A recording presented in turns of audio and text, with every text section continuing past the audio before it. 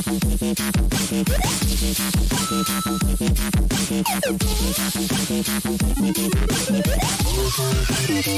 me your moves.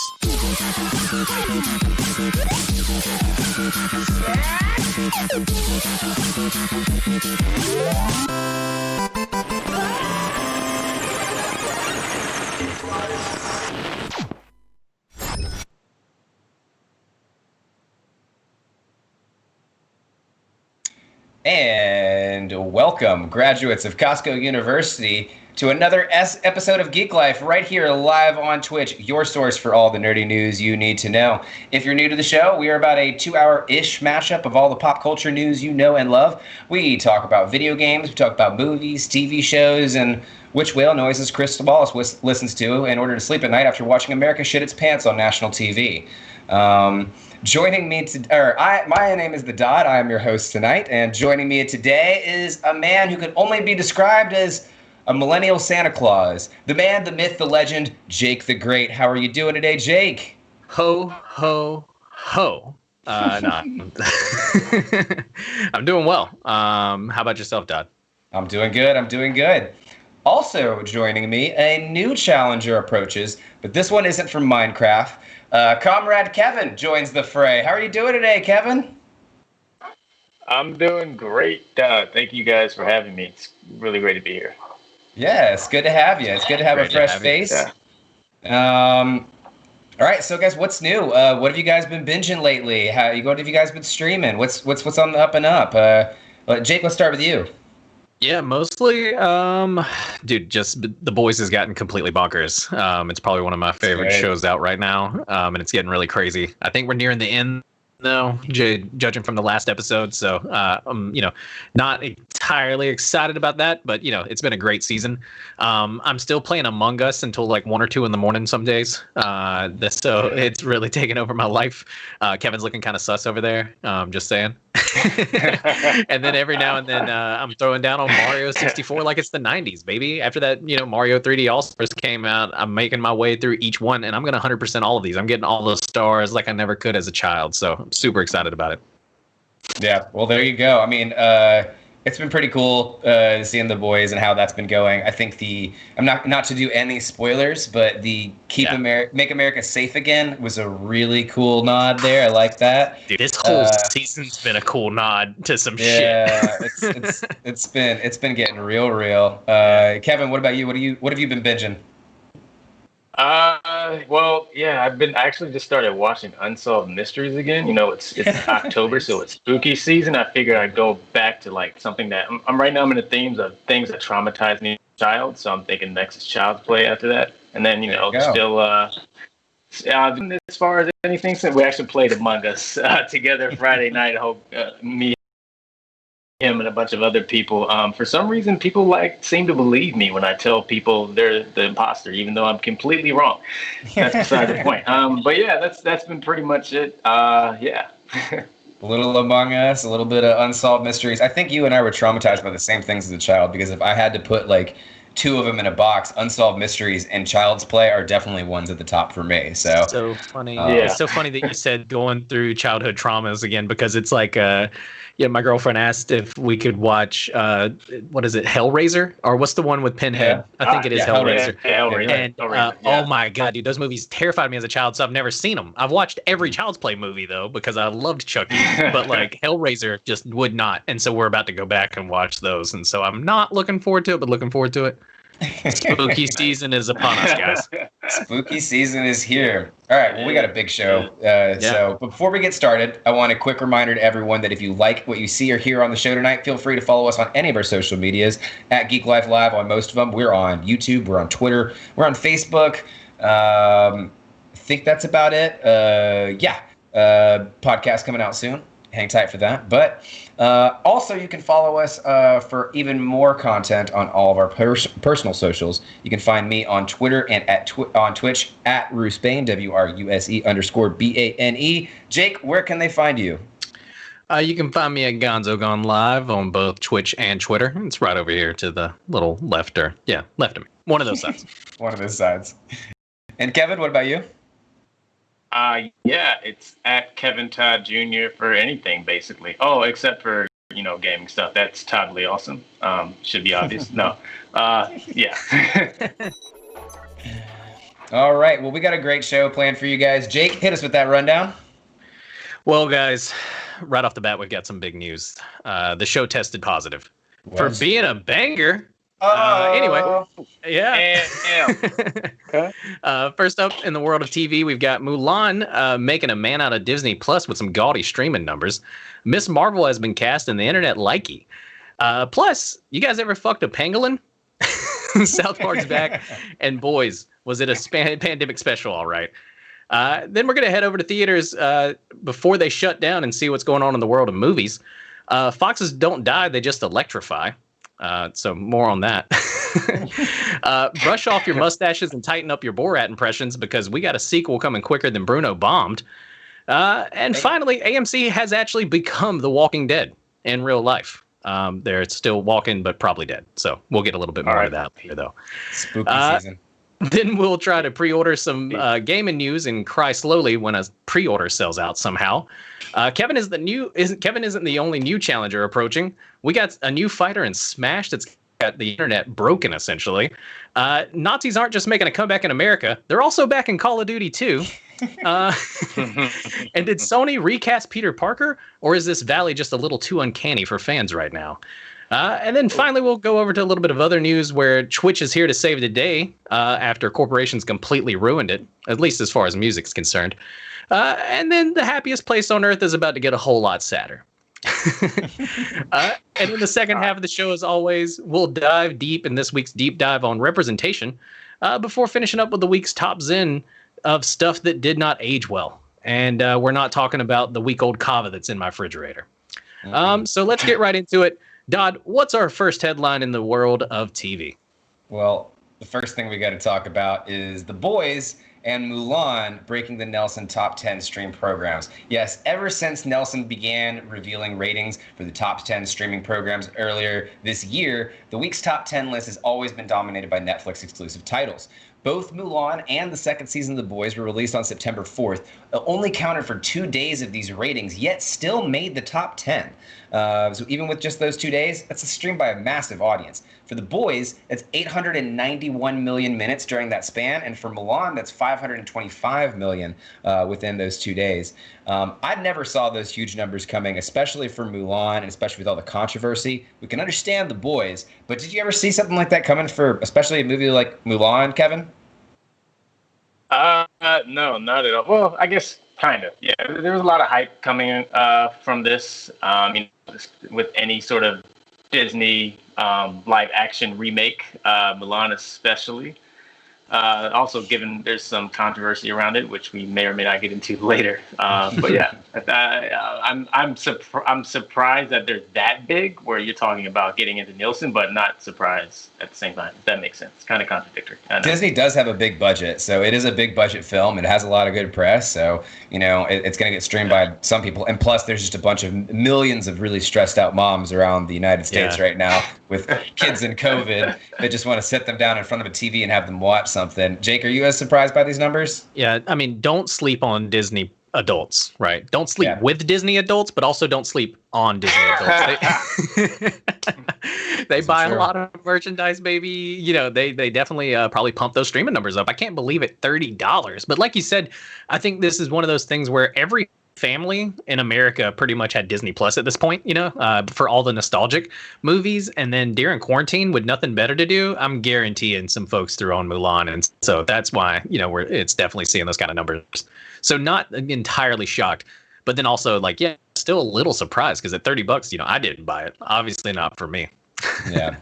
But Boys, did almost, I wouldn't say double twice as much. Didn't do quite twice as much, but 891 million, you're getting, that beats it by a significant number. So it's good to see The Boys coming out, especially something, with The Boys that's coming out episodically, once every week. But I think that's only the last week of titles. I don't know. I think it's probably still an even race for the two, because you have those 3 episodes of The Boys that came out and competing with Mulan. But that's just minutes streamed. Yeah. So maybe that's just because Mulan is probably shorter than what those 3 episodes of The Boys are. I don't know. It's still interesting to see them, do as well as they did, for sure. Yeah, Mulan, I'm a little surprised on. The Boys, 100% worth it, though. Definitely. I can't keep hyping that show up enough. I'm sorry. This is going to become an Amazon commercial eventually. Yeah, definitely, especially with some of the more stuff that we're going to talk about here. But speaking of more stuff, we've got totally a bunch more stuff coming. I mean, speaking of Disney Plus, Miss Marvel has found their Kamala Khan. Kevin, can you tell us a little bit more about that? Yes, today is a day for superhero fandoms to celebrate, and it's thanks to Miss Marvel. Not long ago, reports surfaced from trades such as the Deadline that announced that the actress playing Kamala Khan is none other than a newcomer, Iman Vellani. She has been cast, and I think, and I've been looking on Twitter too, and from everything I've read, everything has been relatively positive as far as the response and the support, which makes sense because she's actual. Great representation for the actress as opposed to someone blonde and blue-eyed. Exactly, for sure. I've seen a little bit more of Kamala Khan, especially in the latest Avengers game, and she's been a really interesting character to delve into, especially because she really takes the perspective of us. Like, she's the fangirl, who's sitting there like, oh my god, it's Tony Stark, and oh my god, it's Thor. Yeah, and so she geeks out every time. Exactly, and so it kind of grounds her, and so seeing her come into the MCU in any way, shape, or form, I think it's going to be super exciting to see. Jake, you got thoughts on this?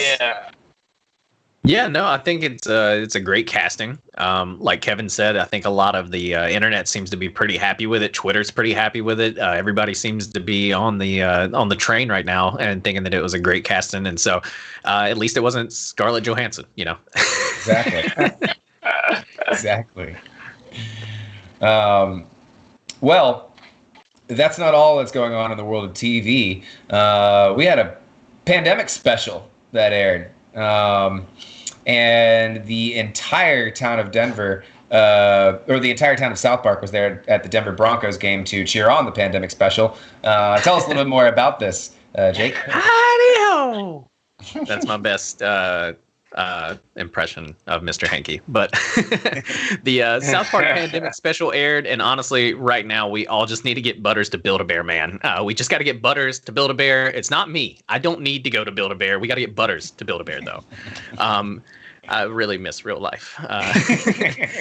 This episode was 45 minutes plus of South Park, and now that it's an HBO Max exclusive, you got to go there. You got to watch it if you got it. Honestly, it was great to have South Park back in our lives, and I think we all really needed this South Park special. South Park did a great job kind of showcasing the dumpster fire that 2020 has been so far. The whole chin diapers and Garrison as Trump burning the literal cure at the end of this episode was phenomenal. And it's just been one of the best episodes that I've seen in a long time, just to be honest. The older I've gotten, the more I've started to connect with Randy. And let's just hope that, the cure for COVID isn't the same cure that was in the show. Right. But one of the greatest promos I've ever seen was the fact that the entire town of South Park was at the last Denver Broncos game. They're still essentially, not allowing the fans to pack the stadiums just yet. And so they had cardboard cutouts of every fan. And given the art style of South Park, it just fit so perfect. It looked so real. It was so great. But did either of you get a chance to check out the pandemic special? Kevin? I did not see the special, but for some reason I did see the game, and I did see the South Park cutouts in the fans. The only reason I watched is because they played the Bucs, so those were my only stakes in it. Otherwise, I would have missed it because of the Broncos. But unfortunately, I didn't see the special, but I did catch them in the audience. I did get to see the special. The special was hilarious, man. I loved it. For one, if you guys don't want to pay for it, it is available on southpark.com if you want to watch it on your laptop or something like that. So that's one thing to note. That's one thing I had to find out the day afterwards because I thought I was going to find it on Hulu. That's not the case. But no. HBO Max is they won't even let it on the HBO Max hub on Hulu, which is ridiculous. Right. You have to actually have the HBO Max app. But Man, they're just HBO getting the Max, dude. infinity gauntlet of IPs right now. Oh, yeah. Just like really getting all the power. I don't want to get us off on a whole nother rabbit hole, but we were literally talking about earlier, me and my girlfriend, about how dude, Netflix, like HBO Max is coming for you hard. Like, They are. So like, and with this exclusive rights to South Park, that's another huge IP. Like you said, it's a Thanos gauntlet and it's building up. Yeah, it really is. I think that they're really killing it right now. The South Park episode was amazing to see, and it was really refreshing to have them kind of come back and oh, nice. Make us feel normal. There you go. There's them in the Denver Broncos. Not the Denver Broncos game, but at the baseball game that they were supposed to be at. At the Denver Bronco game, you were right. right. Was it the Denver Broncos game? Okay, yeah. I was right. Never mind. South Park, Colorado is supposedly located right outside of Denver, and so they're huge Broncos fans. That's why Stan has the John Elway poster in his bedroom. Well, there you go. Great to see South Park. Great to see some sense of normalcy there. It was a very, very meta episode. It was. It was great. It was great. Classic Randy, just at his antics again. It's good to have it back, though. Well, speaking of things that are returning in our lives that we don't necessarily know exactly how we feel about quite yet. In movie news, Jamie Foxx is returning as Electro. At this time, we don't know exactly how Fox's character will appear in the new movie. Sorry, let me back up a second. Jamie Foxx is appearing as Electro in the new Tom Holland Spider-Man series somewhere in the future. At this time, there's no telling exactly how Fox's character will appear in the new movie, or whether he will even be the same version that he played in the second Andrew Garfield Spider-Man film. And filming for the filming is still set for Atlanta, and it is set to begin production at the end of 2020. With the Multiverse of Madness, the new Doctor Strange film set to begin filming at the end of the month. It looks like Marvel is starting to work its way back into production, and we might start to see some more Marvel movies sometime soon. But is it too soon? We've seen what's happened with Batman and Jurassic World. Jake, what do you think about this?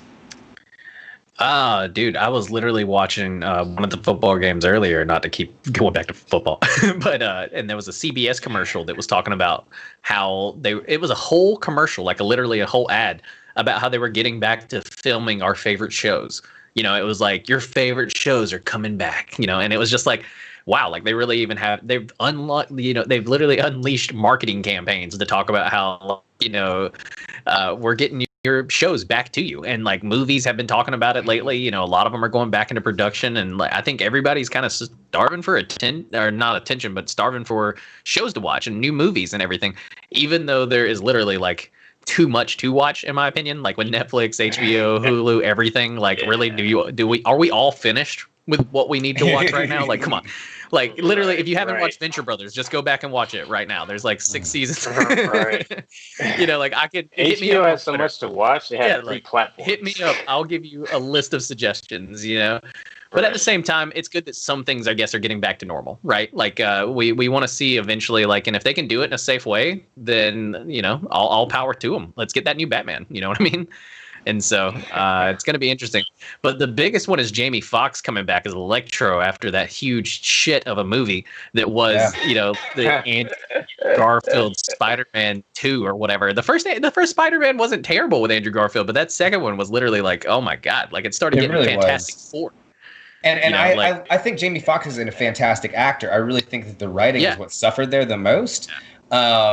Because just having to play the character that he was trying to play in that moment, I mean, I don't know, that Electro was just an absolute mess. So I really hope that he gets to kind of do his own Electro with Tom Holland that exists in that universe. I mean, we're not saying the same Jonah Jameson that we had in Tobey Maguire's universe is the same Jonah Jameson that we have in this Spider-Man universe, right? No. So I'm hoping that the same thing applies true with Electro here. Yeah, hopefully Jamie Foxx can redeem himself. I think he can. Like you said, he's a great actor. I love Jamie Foxx. We've seen him in a lot of awesome movies. He's in a couple of my faves, and so hopefully he can have some sort of redemption arc here. I agree. Yeah.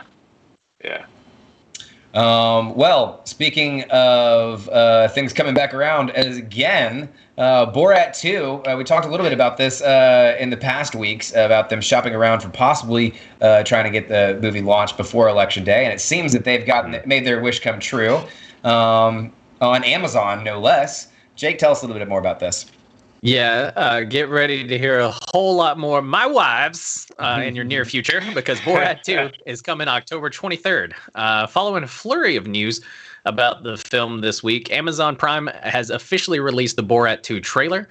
The 2006 feature film featured one of the longest movie titles in recent memory, with Borat, Cultural Learnings of America for Make Benefit Glorious Nation of Kazakhstan.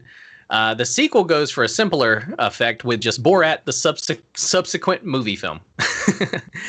Previous reports on the film's content and Sacha Baron Cohen's wishes indicate that they hoped that the film to get the film in front of audiences before the 2020 U.S. presidential election. We learned this week that Cohen and the filmmakers had secretly been working on the project for the last few months, even during COVID, when they've kind of been able to go into filming. They filmed at a ton of different locations, and each of them, they followed as soon as any COVID-19 shooting restrictions would lift, they would just go right back into filming this. And Sacha Baron Cohen has reportedly risked his life multiple times to shoot sequences in the film, and even is spotted wearing a bulletproof vest in some pretty dangerous scenes, apparently. Given the modern media landscape and how not even tight-lipped Walt Disney can't stop leaks from coming out, it's so crazy that we haven't seen more from Borat, popping out into the media lately. But a report of the film's plot indicated that the film would deal with Borat, now a newfound celebrity after the success of the first film, and the trailer really kind of confirms that. The original Borat movie grossed over $260 million globally when it initially released, and ultimately was nominated for an Oscar for Best Screenplay, which is pretty crazy. I never even knew that. You can expect to hear way more My Wife jokes whenever it drops on Amazon Friday, October 23rd. And I don't know about you guys, but I think I was pretty young when the first Borat movie came out. I don't think I was old enough to have seen it, but totally saw it. Oh, yeah. It was one of those movies. And so it's crazy that all these years later, we're getting a sequel, and during 2020 nonetheless. Right. So what are you guys feeling about this new Borat sequel? How about you, Dad? I'm stoked to see it. One of the things that I think is best one of the things that I think is great about it is that he tried to get it in before the election to hopefully influence the election. Yeah. And with the content of the material there, and especially the title, let's just say I don't think that they're trying to influence any votes for Trump. No. Let's put it that way. Kevin, have you got to check out any of the trailers for Borat 2? Yeah, absolutely, man. I'm super excited for it. Like, I remember when it first came out, all of the one-liners were super popular, almost to the point where it started becoming a little bit cringy. So I think maybe that's why they waited so long for the sequel. They jumped the shark, and it got so played out. They were like, okay, we can't. It's too soon. Let's let people forget about it. Let's let 2020 happen, and then Borat 2, sure. Yeah, exactly. And they had to have some flops in between where they see if they can remix the formula and do the same thing, i.e. Bruno, and whatever the other one they had with that dictator guy. Dictator, honestly, Dictator was better than Bruno. Yeah, Dictator was better than Bruno. Bruno's tough, man. It's up there with Borat, to be honest. Dictator was really good. Yeah, he did. I'll go check out Dictator then. Okay. Yeah. No, it's a good it's honestly, there's a speech in Dictator that he's like, I don't get why America doesn't allow for dictators. You would have no health care.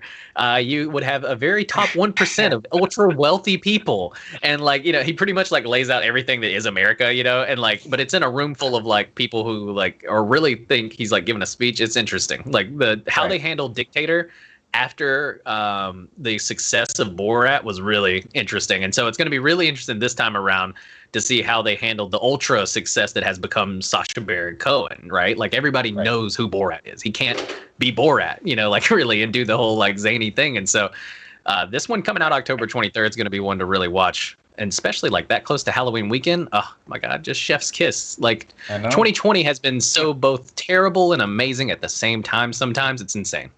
Yeah, and it's coming out in the same weekend that Crown Tundra, the new DLC for Pokemon, is coming out. So that's going to be a amazing weekend for me. So I'm super stoked to see that. But we got more news coming up, especially in the movie section. AMC has been given 6 months to live. Tell us the diagnosis, Dr. Kevin.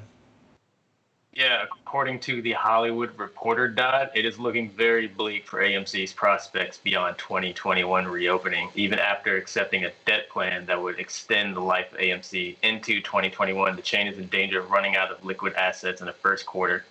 S&P Global has gone on to said that we gave them this plan, we gave them sort of the funding to carry on, but we don't believe it's going to work. So ultimately, AMC is going to be up out of here because it's sad. I love going to the movies, mostly for the atmosphere. I love getting popcorn. I love paying $50 for some reason. I don't know.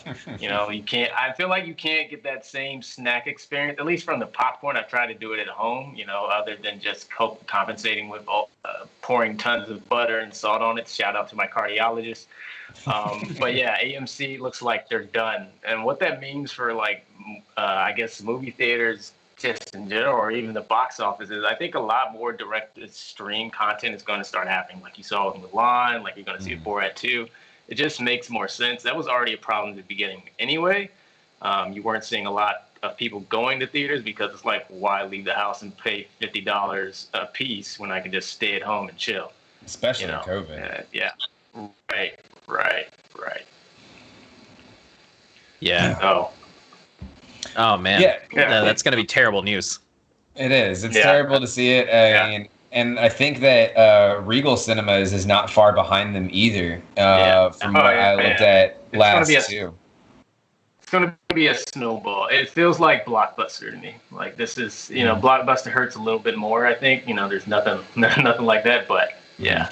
But that being said, do you guys? My thought of what's going to happen, how to sort of fix this: drive-in theaters. Yeah. What's wrong with that? That's a great idea. I recently went to one. It was great. We just chilled in the car. We brought all our snacks. We stopped at a grocery store, bought a bunch of shit, and then chilled in the back of a Buick and watched Tenet, which by the way is a fantastic movie. Hey, I did the same thing. Yeah. I went to a drive-in, watched Tenet. It wasn't bad. Yeah, the movie and the drive-in experience wasn't bad. I think that's going to be the future of theaters after all this is said and done. It's going to be experiences again, right? Like it's going to be, that's the only way they're going to get people into them. I think Alamos are going to be okay. I think they're going to end up probably flipping the script and being one of the biggest movie theaters in the near future. Because they sell an experience, Exactly. And I think that's exactly. I think that's the big point of it, is they sell more of an experience than just going there. And I think that they can float until things get back to normal. I think Alamo is going to come out as the big monster out of this. I think AMC and some of your big cookie cutter kind of factory movie theaters in a way, right, are going to struggle. But then anybody who's going to be offering a more experience in a movie theater, maybe with a drive-in option, maybe with in theater with food and all that kind of stuff and bar and everything. I think those are going to be the guys who make out if they can survive COVID. I think this isn't the last we've seen of AMC. I think you'll see some local AMCs do okay in certain in certain areas that love movies. They're going to have movie theaters. It may not be the monsters that we've seen in the past. This whole thing's going to change the way that is. But I don't think movie theaters are dead. I think AMC may be dead. Yeah. And I think it might be even one of those things that even if they don't survive, that someone will revive post-COVID, because just for the experience, the kind of antique reminiscing experience of it. Remember when we used to have movie theaters? I think if escape rooms become a thing, man. Yeah, more mom and pop movie theaters, interesting. But I'm here for it. You know what I mean? More localize your movie theaters, guys. Right. I love explaining to Gen Z what Blockbuster was. I'm super stoked to aging myself more by telling them what movie theaters were. Exactly. Right. Very true. Well, speaking of showing our age, Stephen Alex from Minecraft joined Smash Brothers. Nintendo revealed on Thursday that Stephen Alex from Minecraft will be joining Smash Bros. Ultimate for the Nintendo Switch. There's a little bit of a clip of that in the intro, if you didn't catch that. They'll arrive on October 13th. The video reveals that they will have effectively 6 different Minecraft characters because Stephen Alex have 3 different forms that you can choose from. Kirby becomes cubed after swallowing them, which is kind of cool. But as we talked about last week, Minecraft is a Mojang property, which is owned by Microsoft, and making it a Microsoft property. So this is kind of the first time we've seen a Microsoft property appear on Smash Brothers like this. And after this, fans have been kind of nudging Microsoft, like, okay, well, when are we going to get the big boy? When are we going to get Master Chief in Smash Brothers, right? It's no longer just some kind of fantastical reality out there. They've already got Cloud from Final Fantasy in there. Might as well, right? They got the girl from Bayonetta in there. Come on now, we can get Master Chief. That's true. But there was also, coincidentally, there was a Twitter update that happened at the same time of the announcement. So a lot of fans thought that the revelation actually broke Twitter itself. But it did. Wow.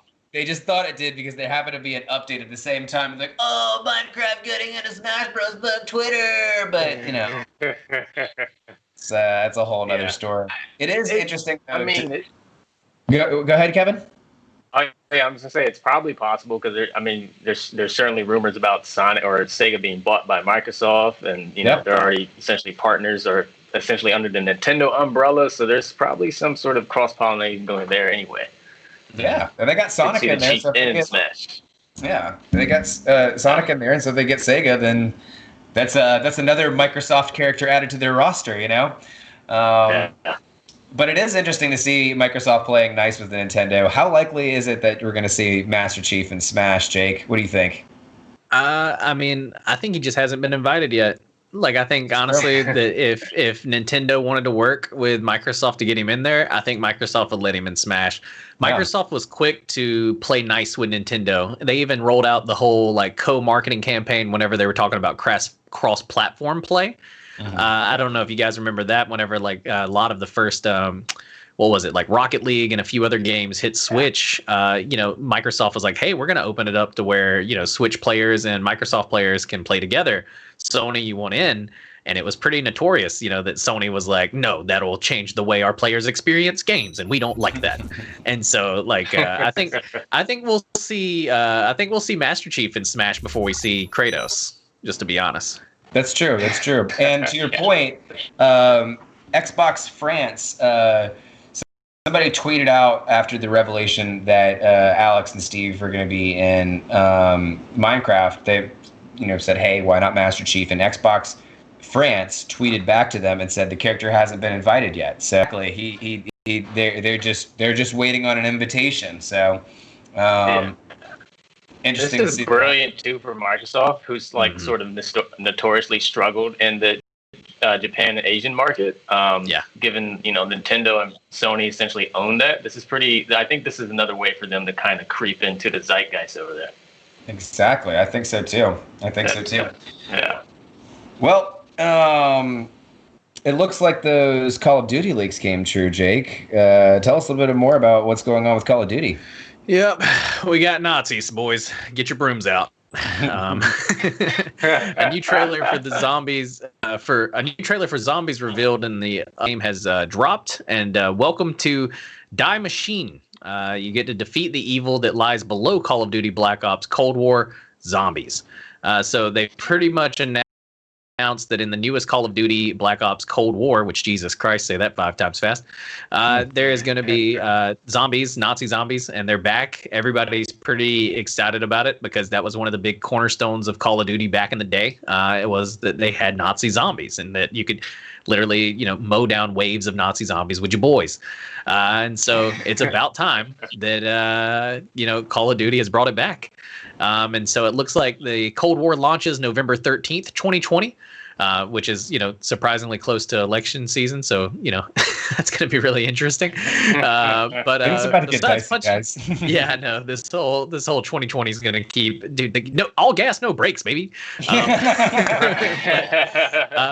Besides punching Nazis in real life, what do you guys think is the next best thing, Kevin? God, the next big thing besides punching Nazis in real life.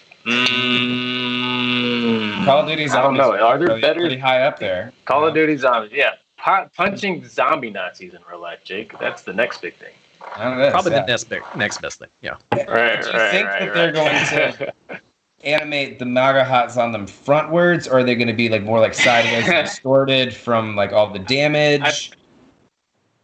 I what do you guys it's going to be a mix of both, between like front and then like either like douchebag back, with I don't know. Exactly. They'll float a couple of those.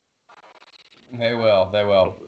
Well, Peter Parker's also been recast, but we're not talking about this in the movie section this time. We're talking about this in the video game section. That's right. Peter Parker has been recast in the PS5 remastered version of Spider-Man. Kevin, you got a little bit more information on this story. Tell us a little bit about this. That's right. So Peter Parker has been recast, or at least his face has.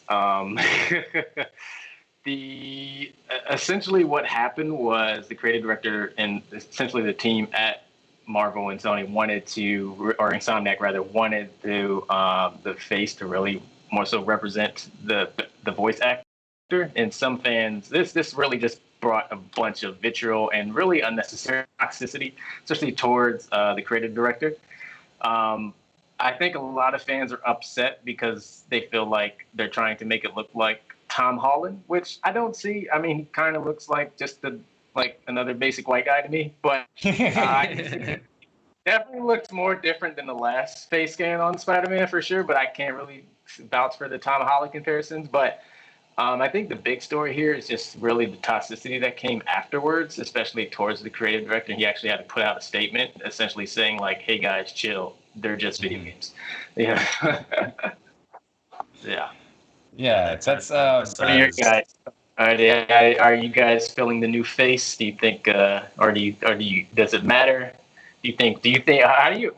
More importantly, how do you feel about like the reaction from the fans? Do you think it's a little overboard, or do you kind of empathize with them?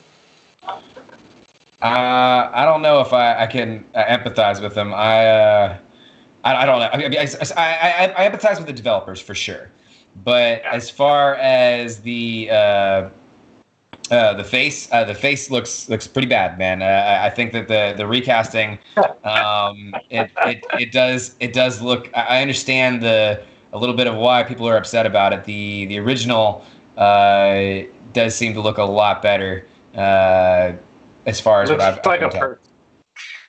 Yeah, it does. Both, I don't really tell too much of a difference. Like I get that it looks updated and he looks a little younger in a way, right? And I guess that may be what fans mean by like they're trying to make him look like Tom Holland, is that like they made him look younger, right? But like at the end of the day, like I don't get it. There's two basic white dudes, like you said.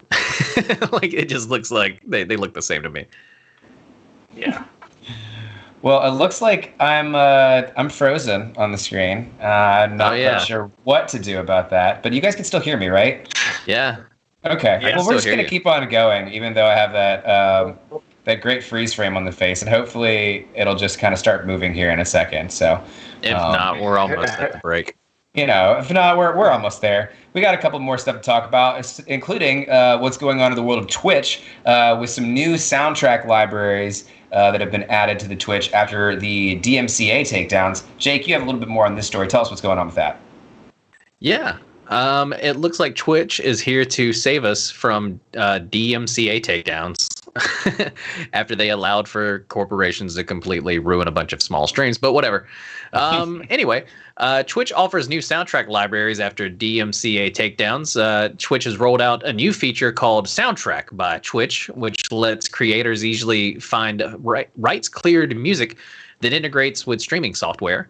The soundtrack library makes it so that streamers can play music on top of their videos without worry about DMCA takedowns. because all the songs included have already been cleared legally. A version of the soundtrack tool is already available for OBS. And so this is pretty huge, in my opinion, for small streamers, specifically, anybody who has had any problems with some of these DMCA takedowns. I've actually had some of my streams muted just for using something briefly. But how huge do you think this is for small streamers, Doc? And do we have you back? I think we got you back. Yeah, I think we got me back now. I'm a little bit. Oh, fuck, he's moving. I'm moving. I'm moving now. Yeah, here we go. Okay, so we're back, guys. All right, so I think this is great for streamers. I think this is definitely something that I'm going to check out for sure. I've been using Pretzel. I've been using just some royalty-free stuff that I researched from royaltyfreemusic.com and created my own Spotify playlist, which is a hassle. Like, that's a big hassle to try to find that. I would rather just have a program on there that automatically has this. I can just go ahead and play what's available there. Hopefully it's something searchable. Hopefully it's something that has a variety of music, because I like my fucking ska, and I want my ska on there. So. Same, dude. Yeah. Good old scat fan. Yeah, you gotta get that. Gotta get that horn section going. But what about you, Kev? Because I know you've actually created some music. So you're gonna see if maybe they'll have some sort of creator dashboard where you can upload music for people to use on streams. Yeah, that'll be awesome, man. And hopefully this will be something more towards the royalties and stuff. So now my royalties can go from, more than just $1 per month. But I think it's great too, just even as a creator on Twitch and streaming, it's always kind of been a pain in the ass just in life, especially in music. I don't want to go into too much detail, but I think anything that really simplifies the medium as far as entertainment and just being able to add different pieces of content, especially for music, is huge. And as you know, anyone who knows as a creator, especially on YouTube and Twitch, getting sound cleared is a bitch. Yeah. So this helps for sure. Yeah, for sure. Yeah. Glad to see it. I think I am frozen again, but we're just going to keep on moving forward. Speaking of people that are not doing so hot, Disney's not doing so hot. Kevin, tell us a little bit about what's going on with Disney and some of those massive layoffs. Unfortunately, Disney announced Tuesday that it's begun the process of layoffs for approximately 28,000 domestic employees across its parks and experience products division due to the impact of COVID-19. It's not great. They've even tried to reopen, Disneyland in Florida has opened up somewhat. Yeah. It's still not. It still hasn't helped. Disneyland's been open and then closed. They're currently closed, as far as I understand, but it just hasn't been enough to. They've essentially been hemorrhaging, especially that side of their business. As you know, that's been the unfortunate circumstance for many businesses so far during this pandemic. Yeah. No, it's been pretty hard. Yeah. I don't know how you fix that. I mean, there's that's the unfortunate thing. It's where do you you can't. I get it, but how do you I don't know what the solution is. As we talk for the theaters, change your business model, drive-in, but I don't know how do you change your business model for in-person theme park experience. Yeah, exactly. I don't know how you rearrange that. Although I have seen quite a few people at Disney World taking advantage of the discounts that are going on right now. So I've seen more people on my news feed going to Disney World than I've ever been to Disney World before. I don't know if that's with the situation or not, but Yeah. Funny thing about that, I think I saw it on TikTok or Twitter somewhere. It was actual Disney employee stopped coming to Disney parks because they weren't really secure or taking the proper precautions necessary for COVID. So that probably also did help.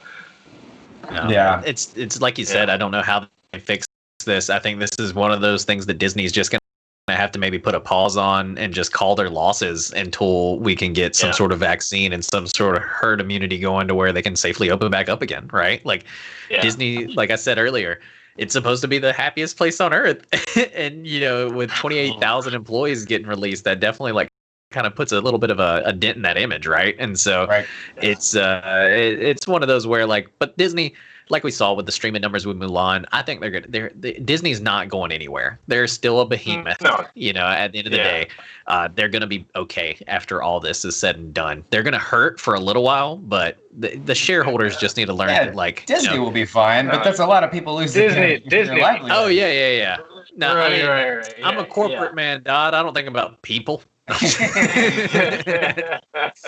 Consumerism has gotten Erica Dotson.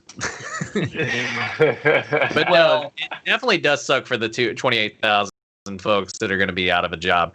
I mean, and a lot of those are people who were past like theater majors. I'm assuming a lot of them are probably people who, you know, were more creatives, really that creatives, and then also service industry folks, because that's kind of like the two largest jobs at Disney are creatives, who usually like are some sort of musically or acting talented, or, you know, like did some, you know, some sort of like, you know, they look like Elsa, right? And so like, you know, like it's going to be interesting to see what else they do during the pandemic, right? Well, I guess you can look like Elsa and work at Target. That's that's true. That is true. Yeah. So what were we going to say, Kevin, though? Oh yeah, I was gonna say that's largely essentially what the economy in Orlando is mostly that service industry and really the Disney World sort of bubble that it's weird. It's like, have you ever? I'm sure you guys went out. You lived in college towns. Think of like a college town, except the heartbeat is Disney. That's how Orlando is. Yeah, I can imagine that. Yeah, for real. We want to remind you guys, if you guys want to be updated on all the nerdy news you need to know, make sure to give us a follow here on Twitch. Follow us on all of our other social medias, YouTube, Twitter, Instagram, Facebook. We're going to have a TikTok soon, right? Something. We're going to make one. We're going to make one, yeah. And I think with that, we're going to kick it off to a break. So we're going to see you guys in 10.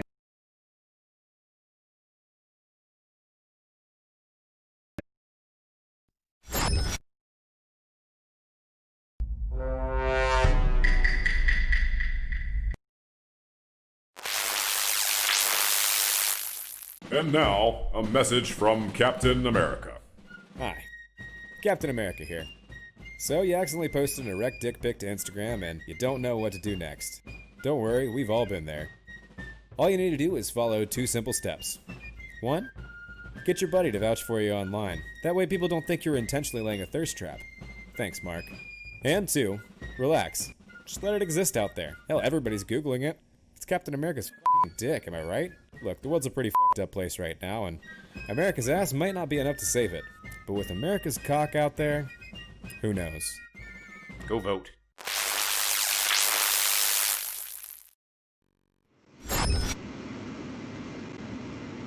And welcome back.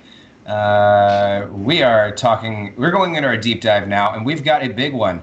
We are talking about representation. All right, go ahead and slap that image up there, Cape. But not, okay.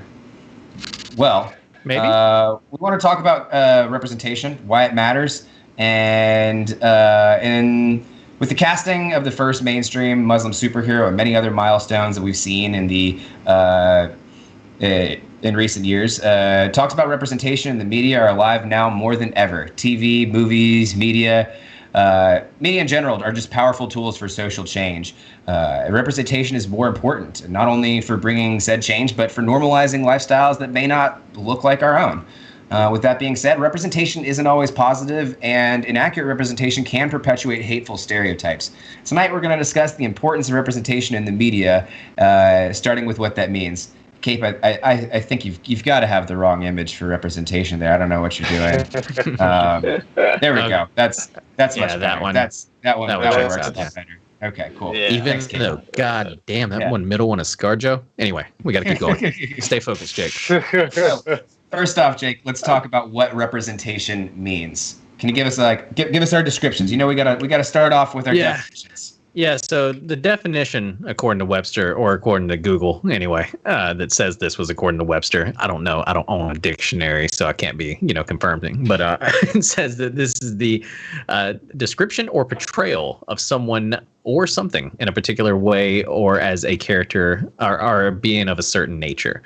And so I don't really know if that's the definition we were looking for, because to me, it's essentially diversity in media. That's how I've always looked at it, whether it be video games, TV, movies. It's essentially just like, in my opinion, kind of like making media look the more like real life looks, right? Like, right. I don't think all of us live in, like a 99% white Midwestern town. If you do, shouts out. I don't want to go ahead and turn away all those viewers in Wisconsin. But, to me, it's just seeing a more diverse cast on things, really. And it's what it actually means to the individuals that see that diversity or that representation. That's almost too big to explain in words, But what do you feel about it, Kev? Yeah, I think for underrepresented groups is so crucial for a multitude of reasons that we could talk on for hours or days. But I think the critical one is just accurate representations of real life people who are just like you. Like, I don't know, someone black playing a black character, and representing your community, and not only representing your community, your culture, or your identity or whatever, but presenting that in the best light possible, as opposed to just having the stereotypical, run of the mill cookie cutter, what sort of whitewash Hollywood likes to portray as whatever group they're trying to portray at the time. And I think, and hopefully, a greater goal, a bigger picture, at least in my opinion, is that it can help eliminate stereotypes and give people a broader understanding of different cultures, with the ultimate goal with some sort of cross-cultural empathy happening, right? You saw that in movies like Black Panther. You saw that Marvel's done a pretty good job of it. It just helps sort of bridge these gaps between, ignorance and sort of exposing people to the right side of different cultures and making sure that people are represented properly, not just, based off of stereotypes or archetypes, so to speak. One of the things that... What are your thoughts? One of the things I thought was interesting, Jake, that you were bringing up earlier was when you were saying it looks a lot like the world around us.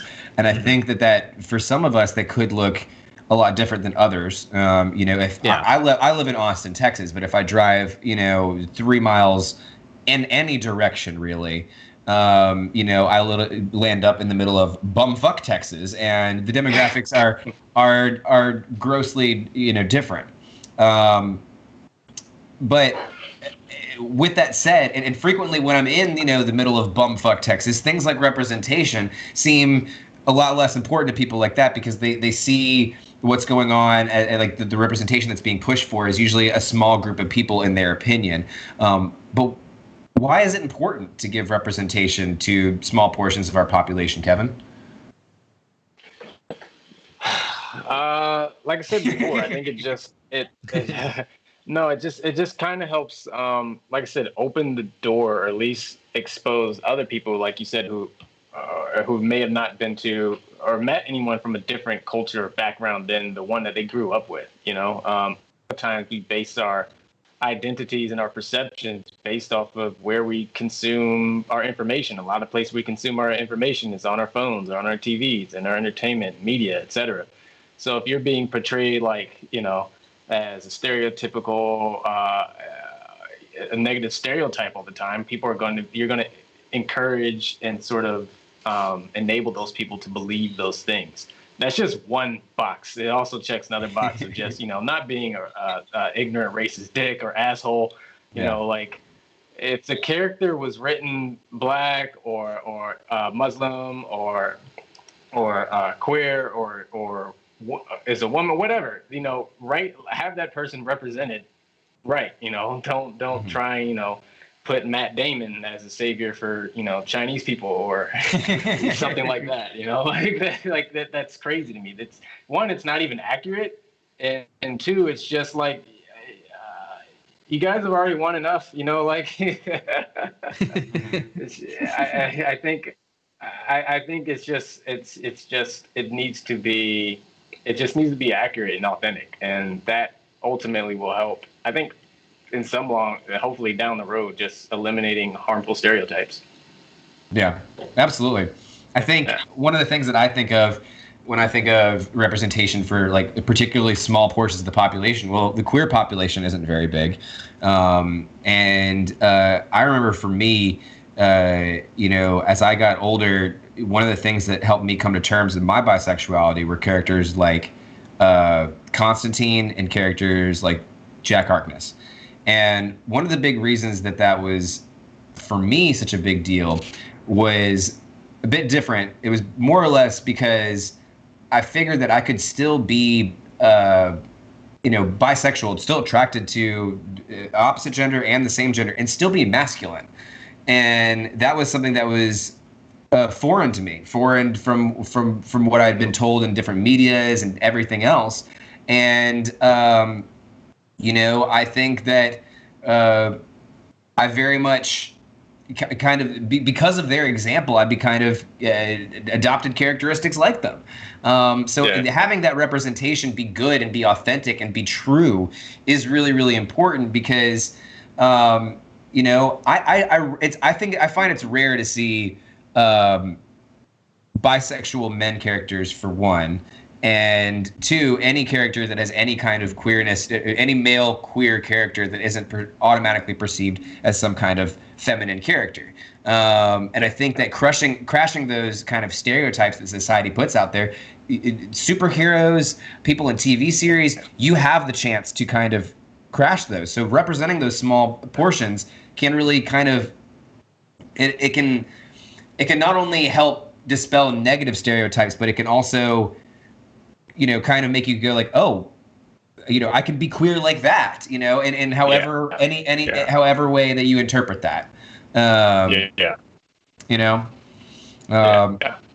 Jake, why do you think it's important that representation represents a small portion of it? Why is it important to give representation to groups who may represent a small portion of the population? Well, because I think multiple small portions of the population make up a big portion of the population. It's one of those where there are a lot of cis white folk running around, right? Like there's a shitload of them. We're in America. Sorry. That's just, that's going to be the fact. But at the end of the day, there's also, but all of those small, different other populations together make up a huge portion of the population. Right. And so it's it's just one of those things where representing that is super important. And, I grew up in a small white town in Alabama myself. And so sometimes what was in the media is almost the only thing you see of people outside of that small white town in Alabama. Right. Mm-hmm. And so having that representation is super important to opening your eyes. But then it also can be damaging if it's, the wrong type of representation. And so, but it's very important. Yeah, exactly. I think so too. What if the representation isn't positive, Jake? Does it matter if the representation isn't positive?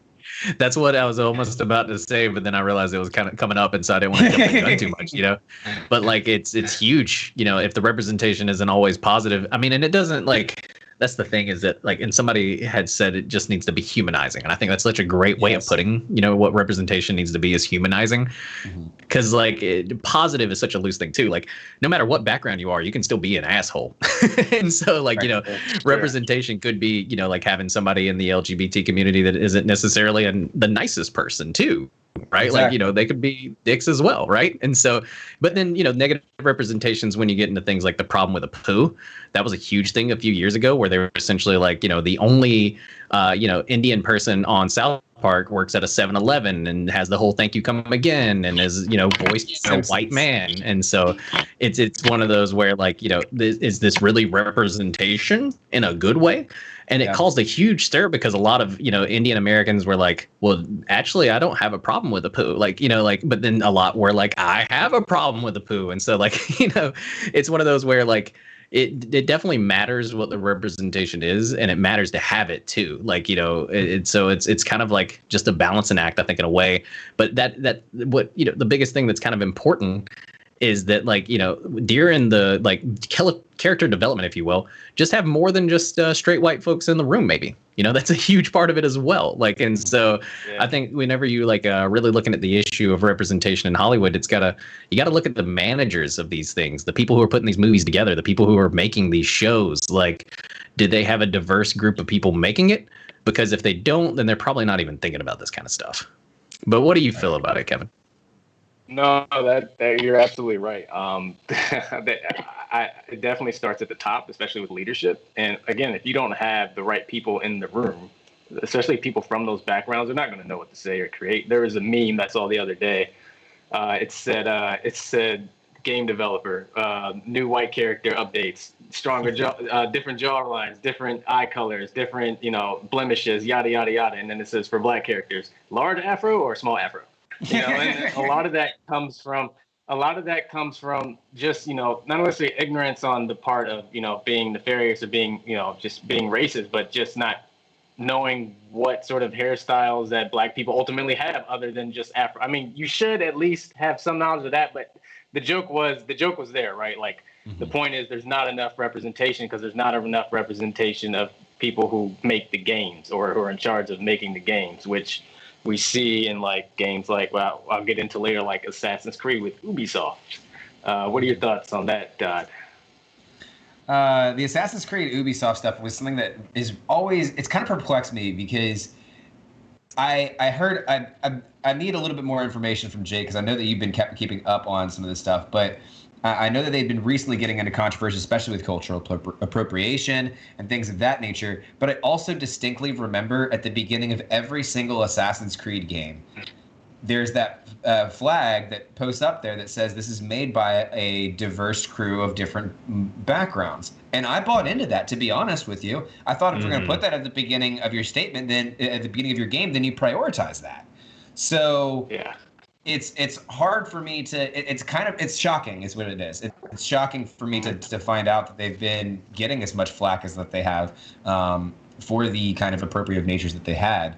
But am I recalling this story right, Jake? I know that you were filled in a little bit more on it as far as this Ubisoft stuff.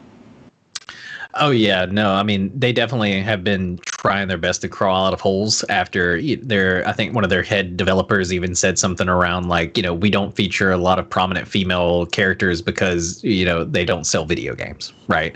And so it was one of those where like people were like, well, hold the phone, bro. A lot of female video game characters have sold a shitload of video games, right? And so but yeah, no, it's one of those where like Ubisoft's definitely tried, in the past. But I think like that's, one of the next big things, right? Is are there any big companies or corporations that are championing, representation? And, I think that, there are a few out there that definitely try to. That's the hard part, though, too, is like if it's a part of a marketing campaign, like, damn, how much can you really trust it? Yeah. Like you were saying, like you bought into that little message that popped up at the beginning of the games, right? Yeah. And, so did I. And I think a lot of other people did, too. But I don't know, Kev, do you know of any other folks that are, doing really good jobs of championing representation, especially in video games? So the first thing that comes to mind, and this is a little bit dated, but given the time in which they were making games, BioWare. BioWare has always kind of had sort of an eclectic cast of characters from a multitude of backgrounds, especially in their Mass Effect series. Now, granted, a lot of those characters were aliens, but the human representation as far as, sexual orientation, race, even the option. I remember when the third game came out, they gave you the option on the cover, they have like just the base motto of Commander Shepard, right? They also gave you the option of just flipping that around and then it's FemShep, So they were pretty inclusive, especially given that's like almost 10 years ago. So it's pretty impressive considering where we are in society and then what they were already thinking of ahead of time. They actually ended up making a character, I think, one main character from the first game. They actually ultimately made him, I think, either bi or gay. I'm not sure, but there was no like option for that early on. So they've always really kept an open mind, in my opinion, in regards to that. Another one too, and even though they've got some flack, and they can certainly do better, Blizzard Activision with Overwatch. Overwatch is another one that kind of has a pretty well represented cast. They dropped the ball a little bit here and there, but I think I think for what they're trying to do, I think they're doing a pretty good job. Yeah, there's certainly strides that can be made, and certainly things that can be better in the industry as a whole can improve upon. I was on a Zoom conference about a month ago. It was for Polygon, and one of the guys, he was like, "Yeah, I worked at Game Informer, and I noticed a problem where it's like, oh yeah, this is only written for guys like me, cis white males who are kind of mad at the world, So, of course, that tone of voice really and also that tone of voice kind of deters other people from wanting to get interested in the industry and games in general, right? Like if you're just a toxic asshole, who are like misogynistic or racist, of course, black or women or whatever, they're going to stay away from that because it's not a welcoming environment. Yeah, exactly. I agree. Exactly. Did you guys catch the last South Park game and how it showed the difficulty level? Yeah. No, I remember. Yeah, if you chose black, like the difficulty was exponentially higher or something like that. That was they said in the last South Park game that came out, like that was and it was crazy. People like it blew up, but it was right around like obviously it was like a jab at police brutality and everything in America. Yeah. And so like if the darker you made your character, the harder the game was by that's what it was comparison. Yeah. And so like it had people so split. Like everybody was like, oh dude, that's like racist, but then like also like fuck, like that is a crazy way. It's brilliant, but it's like read the room, it's like that's a great joke for another time. Yeah. I mean, not necessarily even a joke, but it's like a joke / commentary. Right. Yeah. Yeah. It's an amazing piece of commentary on society in a way, and like how it is like essentially like playing the game on hard in a way. Yeah. For real. We talked about some of the people that were championing it. Did you have anybody that you feel were actively hurting representation out there other than Scarlett Johansson, Jake? Actively hurting it, I don't know. Like I think there's definitely because in 2020 that's where it gets tricky, right? Like people are going to be canceled these days as far as like for the more and more lack of representation. I think one of the huge ones, and I was literally, and this is going to sound weird on Geek Life, like sorry, but my mom was just in town not too long ago. It's got to be like The Bachelor and like reality TV shows in general, like a lot of them, like your Love Island, your Bachelors, your Too Hot to Handle, like your basic kind of like trash reality TV show. For some reason, what have we had? Like one black bachelor in 20 years of like The Bachelor being on television. Like that's kind of ridiculous, way, right? And the fact that like we never had an Asian American, like you got two, and Bachelorette, no, like it's. I know that like nerdy culture, but shows on primetime audiences, across the United States of America that lack like a ton, that have never had representation, in my opinion. Like for tons of reasons. We really need to work on expanding out the opportunity for every race to try polyamory on a free trial. Yes, exactly. Like like I don't think it has no limits, right? Right. We should really start expanding that out there. So we talked a little bit in one of our previous shows about Dune and how people were really kind of upset about the lack of representation, the lack of especially Arab and Middle Eastern representation from a movie that takes so much of its lore off of Arab and Middle Eastern culture. But also Dune is also a perfect example for this, because this is an older movie that's being remade from a different time period, from a period where people were not as attuned to cultural appropriation or things of that nature. With all that said, should shows be canceled strictly over lack of representation? Jake, sorry. Yeah, no, I mean, I don't know necessarily like. It's a tough one because like over the complete, like if it's an utter lack of it, I mean, I know that like we had the whole ScarJo joke at the beginning, but like, she's actually been in quite a few things that like, maybe she shouldn't have been cast for, right? Did they get canceled? I think they got canceled by the numbers, right? Like I think people are kind of like tired of not seeing this representation. I honestly think that, and this is just my opinion, but representation pays. nowadays. Like I think for everybody all across the board, even like me being just your typical bearded straight white dude, right? Like I want to see a more diverse crowd in my movies, and when I don't, I'm suspicious. I'm like, this doesn't feel real, right? And I think it's because, like you said, it definitely is different strokes, different folks. I live in a pretty big city right outside of DC, and so like everywhere I go, there's a wide cast of people, right? A very diverse folks walking around, and so it's just like, to me, not seeing it on the big screen or not seeing it in TV, it almost sticks out. Like nowadays, whenever I see like a photo of like the Republican National Convention and it's all like white people, I'm just like, holy shit, that's a sea of Caucasians. And so like, and it's like, I don't know necessarily, to get back on track, if we should necessarily cancel these shows. I think they should be held accountable, right? Like, and I think Dune is right now. I think people are pushing back on it. And so like, but I think like if it's a complete and utter lack of representation with also like maybe some appropriation on top, that's whenever we need to talk about cancellations, But what do you feel about it, Kev? Yeah, no, I agree. Like, especially the part with appropriation. Like, if it's not even your culture and then you're not even representing people from it, that just seems not only ass backwards to me, but kind of like a slap in the face. Like, we're going to represent your culture better than you can.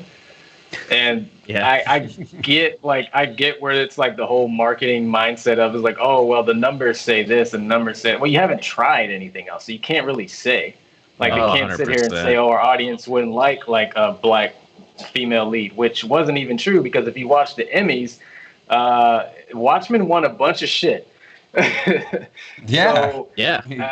picking this up. Whole argument about like marketing and advertising, saying that white leads just tend to do better, white male leads tend to do better, is really bullshit now. And I don't think, like Jake said, I don't think they should necessarily be canceled, because if they just fail to get on board, they'll end up canceling themselves ultimately. But I think they should be held accountable, and at least somewhat like we were talking about earlier, bring people in that can help you. Like, if you want to know how to appeal to different audiences, then bring people in from different audiences. It just seems to make more sense. I love a whole room filled with straight white dudes talking about like, how do we appeal to African Americans, and it's just like it's all just like old white men talking about like, we need more women watching these shows. How do we get more women on board? And it's like, I don't know, maybe bring a woman in the room.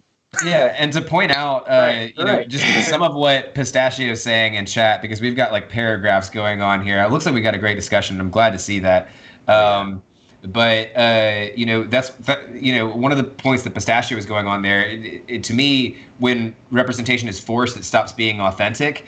I think that's the difference. When it's a room full of white people trying to be like, well, how do we get black people on board? Let's make sure we have this black character that's doing one generic thing that helps the white protagonist. That's not the same thing as actually having somebody in the room and be like, okay, well, let's actually get this character from the perspective that the character is supposed to be. And when I'm going through it and I'm writing stories now, if I wanted to create a story that might have a character from a different background than me, I'm going to at very least go talk to that person, talk to someone with a similar background to get an understanding, to make sure that I know what I'm writing about. And I feel like that's a minimum standard for how it should be when it comes to writing, and that should be applied to everything else or other medias that you write for, Right. No, I totally agree. And I think that's the thing, right? Like, it's bad when it's forced because they feel like they have to. And it's only feels forced because the people coming up with those ideas or creating the content aren't people from those backgrounds. So that's why it doesn't feel authentic. Exactly. Now, and I think, and I don't want to speak for everybody, because I know 2020, it's been a wild ride. But I think like at this day and time, a lot of us can smell the bullshit. Exactly. I think a lot of us, like, no matter what your background is, you can tell when something's pandering, right? And you can tell when something's just like trying to be like, oh, okay, like it's just trying too hard, right? Because it's just like, to me, good representation is just like subtle. It's very just like it's a character. It's Gerald being Hey Arnold's best friend. You know what I mean? Like, and it's things that like a lot of us even grew up on as 90s kids. It's Blade being a superhero in a superhero movie, but then the whole marketing thing not being him being just black. It was him being fucking Blade and being badass. You know what I mean? And so it's like when it's good, it's subtle. and it's stuff that you just feel like it's natural, right? And I think that's that's the big thing, is that we're starting to we're starting to smell the bullshit from a mile away, and that's where you should cancel. And if you think that this whole like swapping out like a white person for like a black actor or something like that, or someone else to represent, is like bullshit or feels forced, ask yourself how you felt about Nick Fury during the Marvel universe. I mean, I certainly didn't feel that was forced. I felt like that was one of the things. It felt right. It felt right, and it felt like no one doubted it because it was a perfect fit for the character more than anything else. And it's like, okay, yes, take that same standard and apply it to fucking every media decision you make. Make choices on who would be best for the character, than versus just, especially when it comes to clinging to stupid comic book trope narratives. Like Aquaman's a great example. There were people that were upset because Jason Momoa was cast as Aquaman, specifically because there's comics that at the time that actually like make mention of the fact that Aquaman is a white man with blonde hair as a sign of royalty. And I'm like, hey, look, I don't know if you're picking up on some things here, but maybe those are some tropes we should drop, because it's sounding a little fucking Nazi-ish to me. A little eugenics. Yeah. Dating. So eugenicsy. So I guess if I had to pick, I'm gonna go with Jason Momoa. Loved that casting though. Like I thought it was great. And you know, it's awesome that you bring up the Nick Fury thing too, is because like to me, like I can't even picture another Nick Fury right now. Like if you would have named another actor, some old white dude, like no, fuck that. Samuel L. nailed it. Give him all. Actually, did play Nick Fury, believe it or not. Oh wow! Oh, did not know that. But yeah, you might it's take a second. Sketched in my head now. It's sketched in my head now as Samuel L. Jackson. It'll never be anyone but Samuel. Give him all the old white guy roles.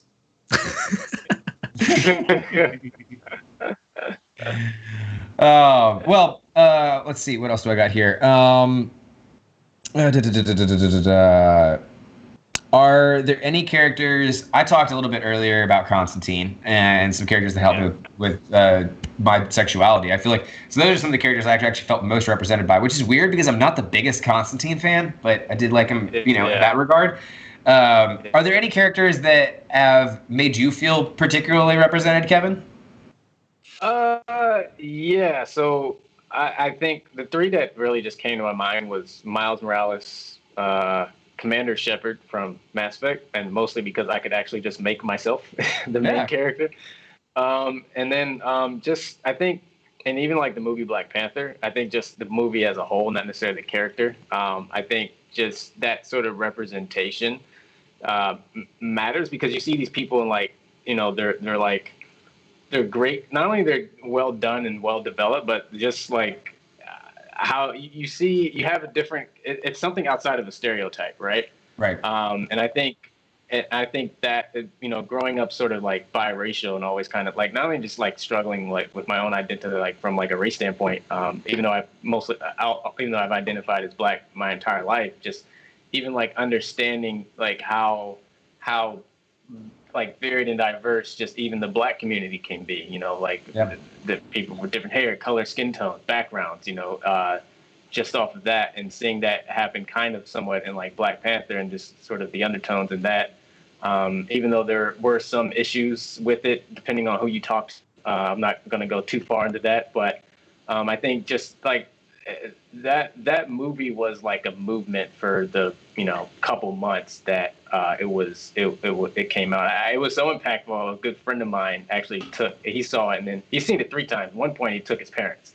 That's how like sort of impactful that movie was just on the culture in general, because it was like finally we had something that was created by Black people, not only just for Black people, but for everybody. Like, look, you know, we can do things like this if you give us the chance. And that was something that, you know, was kind of great to me. I don't even know how to follow that up. That's very true. I mean, I think that it was an amazing experience watching Black Panther. Of course, I didn't have that same kind of representation feeling, but I do remember the movement. I do remember like how people were dressing up to go to the theaters, but not like dressing up in cosplay, like dressing up in like traditional garb and like this whole kind of revival of culture. And it was an amazing thing to see. Jake, anybody that's ever made you feel particularly represented? Oh man, let's see. Seth Rogen, really. The first time I saw Seth, no, I was like, finally, chubby bearded men represent. We're here, and so get used to it, right? But no, like, I mean, one of the biggest things in my time anyway is has been any Southern character that's not fully the stupidest person in the room, right? Like that's always like. Anytime there's somebody from the South that's quick-witted, like whatever, and I can't really think of any right now that aren't Kevin Spacey in House of Cards, which got canceled. But like, that's a terrible example to feel represented. Oh, dude, sly as a fox, though. Like you can become the president, baby. Like, it's one of those. No, there's a lot. Though. There's a lot of other ones, and like. I don't know, man, because it's like, there's a lot of stuff that portrays the South as people just being like stupid or racist or something like that, or like, just like kind of like loving to get drunk all the time and do like crazy shit. Like I think like everybody thinks of like the rebel yell mentality and shit like that. And so like I love and I'm not, not to like hype myself up or anything like that, but I've actually had people tell me like, I like how chill you are about stuff because it makes me feel like I can also be chill about that. Like, with people that are from like my hometown, I've actually had them message me and be like, dude, you being more open-minded made me think I should be more open-minded. And so like, I thought like, that's fucking dope. Like, great. I'm glad I'm helping like people like think about like shit in a different light, because like when you come from such a hyper, like bubbles of a small town like that I'm from, like there's really like not a lot of outward thinking, right? Like a lot of people aren't thinking like, how does this affect someone else, in a way? And so like, I don't know, man. Anytime you see somebody that's not like a foghorn leghorn Southerner, I think is the only time I feel like represented pretty well, because most of the time it's just like, well, I say, like get the crabs back in the pot right now. And I'm just like, dude, what the fuck? Like, like I say a few things that, obviously make me Southern, right? Like, and I do like Southern, like I feel like I hate the fact that nowadays people like whenever you say you're from the South, they think about these Confederate flag waving kind of like crazy motherfuckers. Because when I think of the South, I think of sweet tea. I think of my grandma's biscuits. Like I think of like, just like magnolia trees. I think of like slow talking, like strange idioms that you've never heard before. Like, she's cuter than a speckled puppy in a red wagon. Like that kind of stuff. Like, it's a very interesting dialect and language in general, right? Like with a lot of interesting slang, and so like, but I don't know, man. Like that's one of the biggest things. I think like, just whenever the Southerners not the butt of the joke is always a big one for me. Or like being a bigger guy myself. Whenever the fat guy is not just like some crazy bumbling like, oh, I'm dropping food all over me and I'm farting all the time. LOL.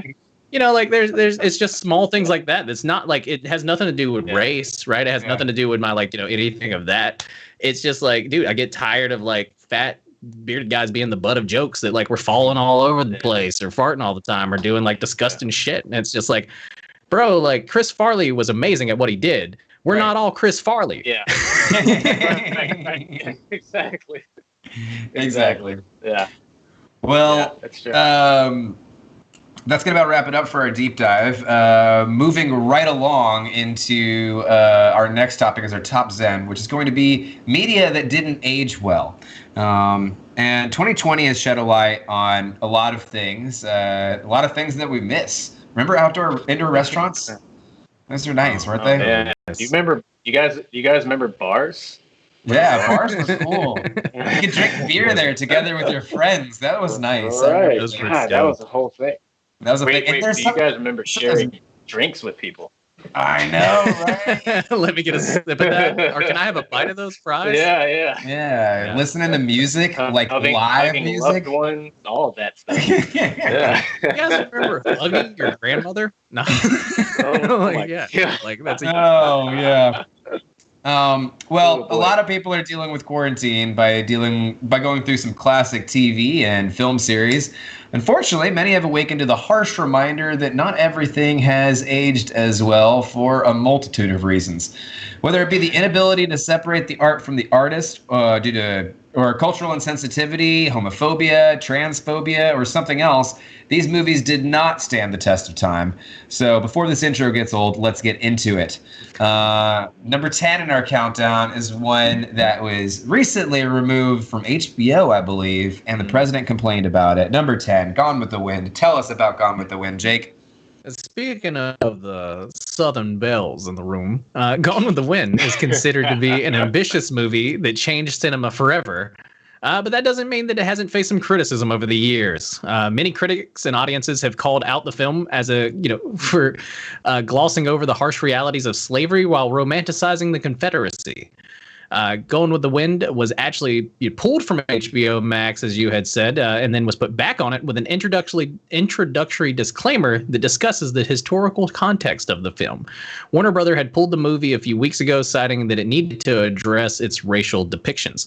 In the intro of the video, which now plays on HBO Max before the movie starts, Turner Classic Movies host and film scholar Jacqueline Stewart discusses why the 1939 epic drama should be viewed in its original form, contextualized, and discussed.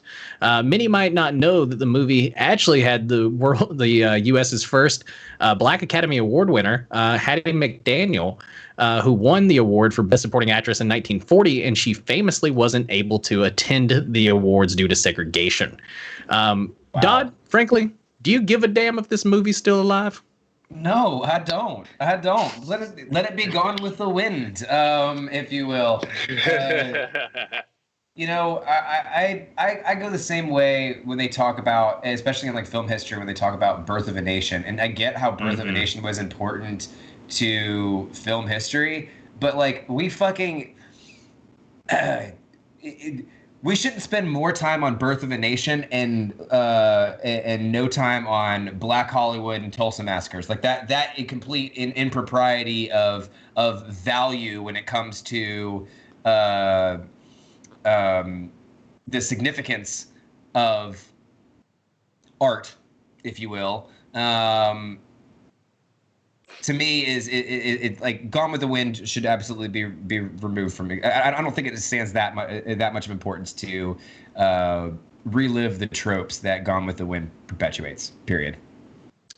Yeah, I don't know. Like, I like the contextual thing, like where they're like talking about how like, you should definitely view it in its original form and then kind of, make your opinion of it. But I also totally understand where people think it romanticizes, the Confederacy, because it does, right?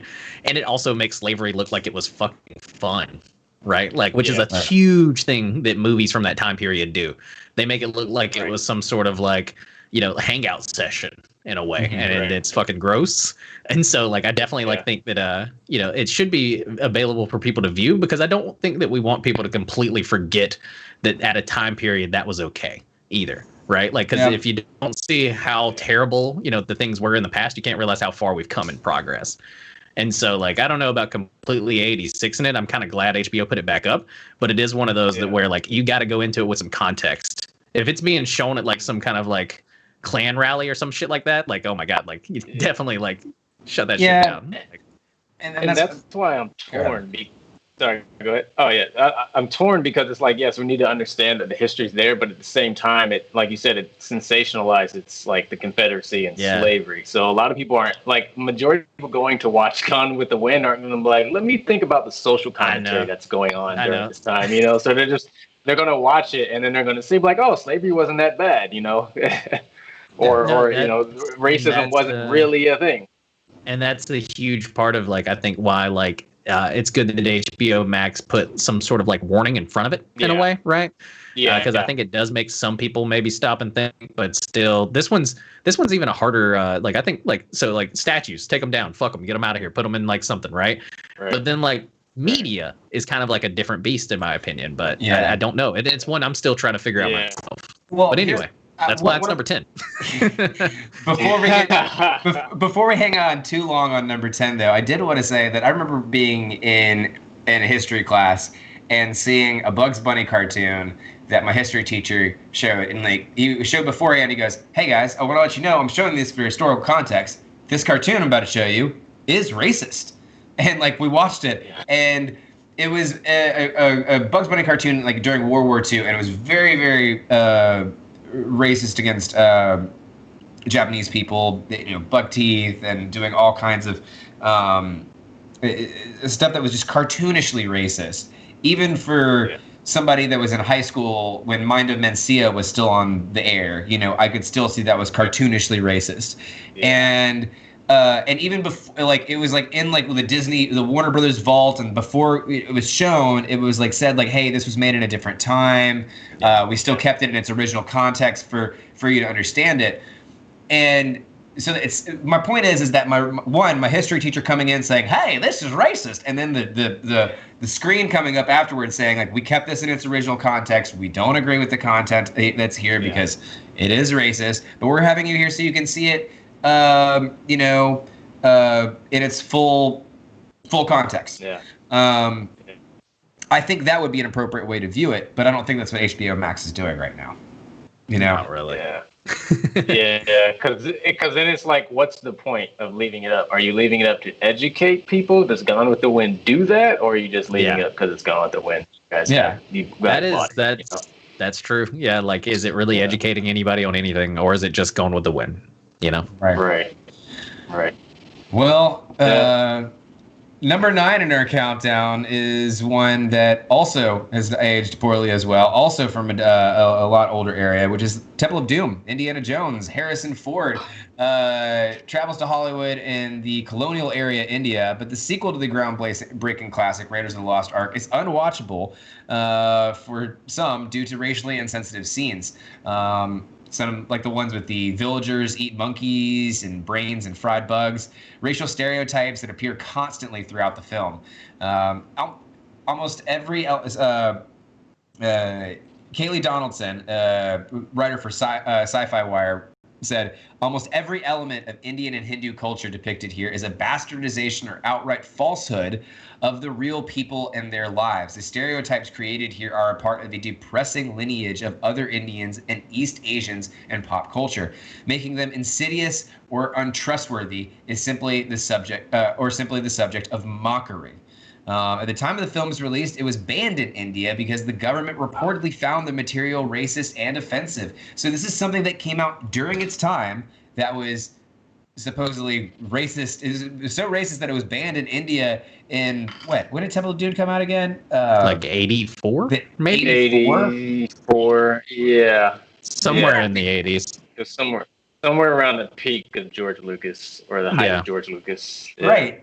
You've got to be pretty racist to get called out in the 80s, you know? You'd be surprised. That's true.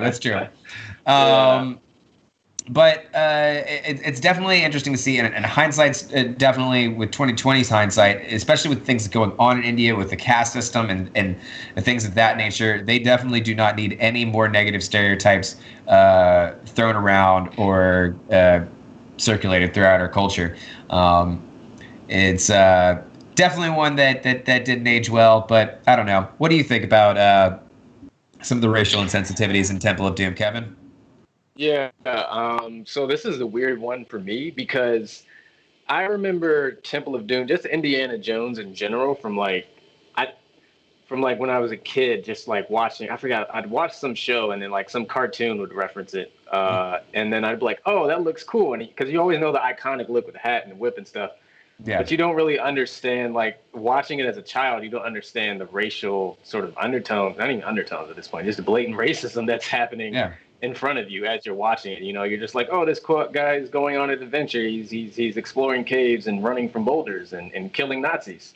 So you're not in the mind frame, especially as a child, to like really understand what you're looking at, other than just, you know, what you're being seen or what you're consuming at face value, which is just really just the action and, you know, things of that nature. So and especially given the fact that, you know, Indiana Jones, like the series, is kind of like a cult classic.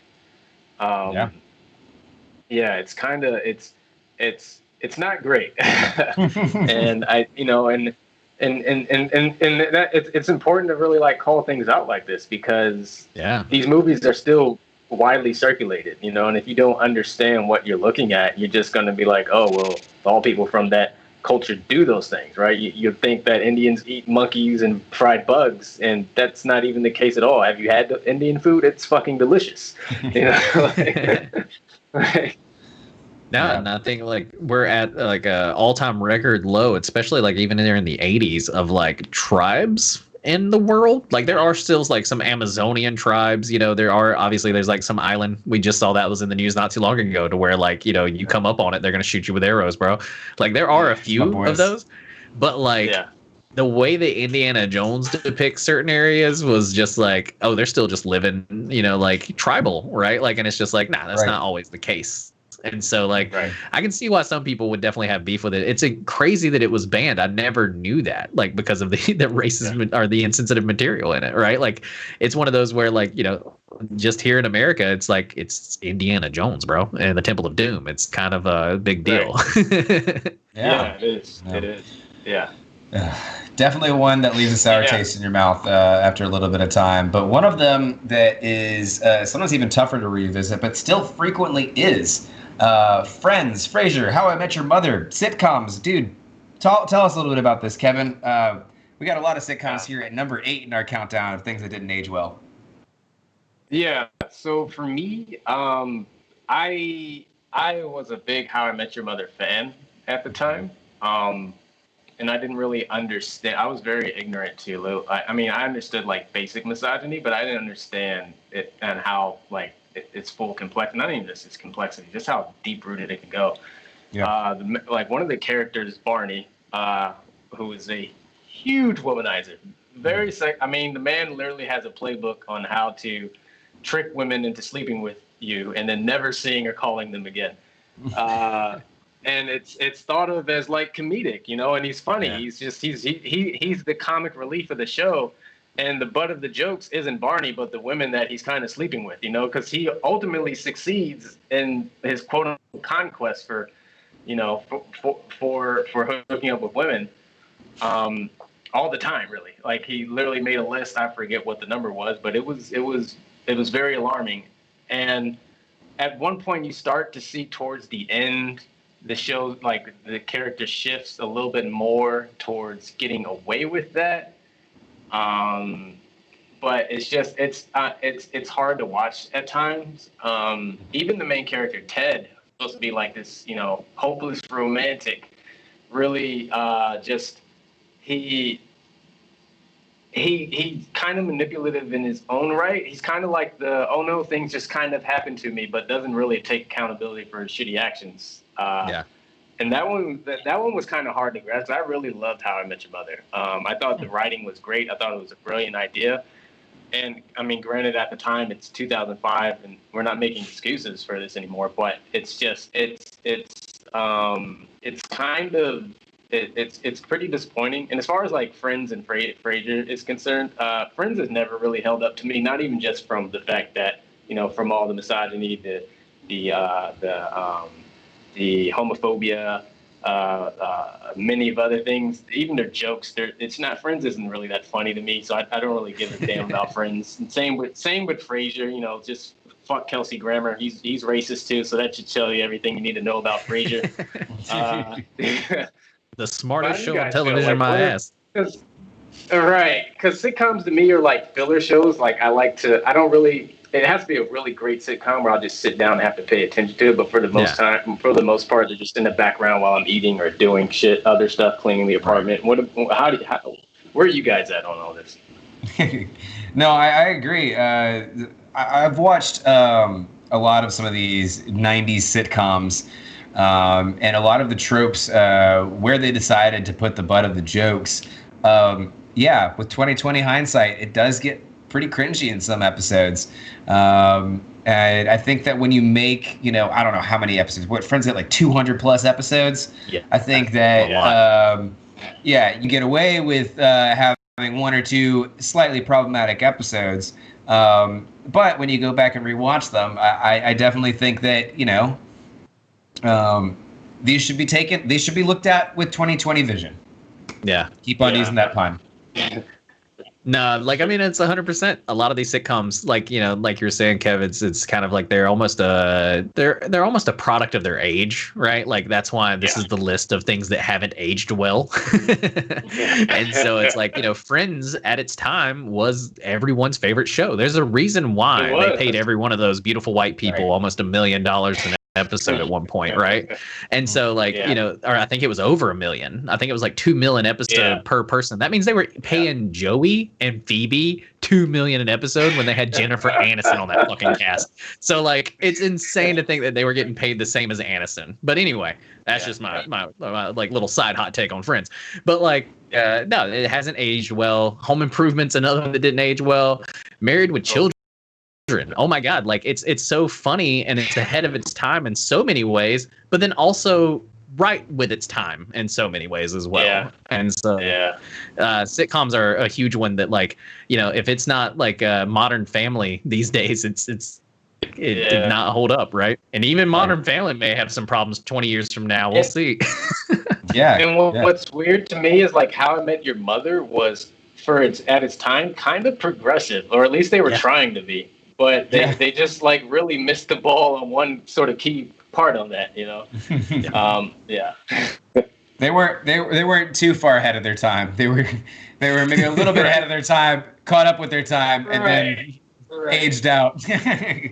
That'll happen pretty quickly. Yeah.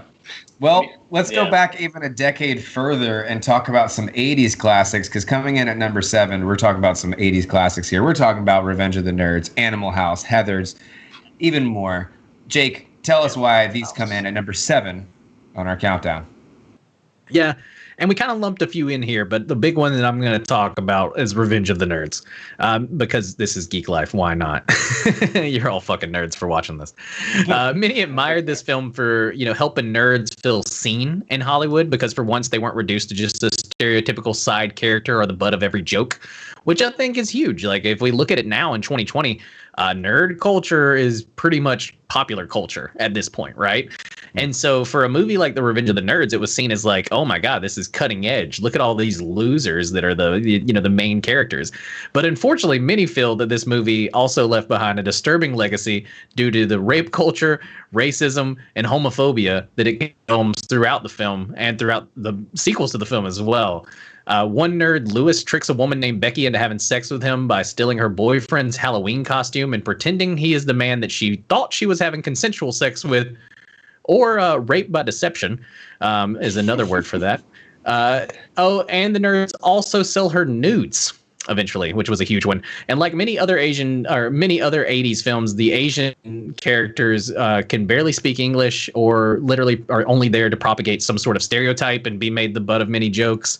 And on top of that, many say the character Lamar is written with a lot of overly feminine gay stereotypes, and they use him as the punchline a lot as well. And it's not, just like normal punchlines in any way. The butt of the joke is him being gay, right? And so this is, like Animal House is a huge one too, where people thought like, oh, look, it depicts us. We're the losers, we're the little like the counterculture in a way, because it's like always the nerdy, scruffy kind of like crazy kids going against like the big bully kids. But at the end of the day, they're all white males and they're all super rapey and racist.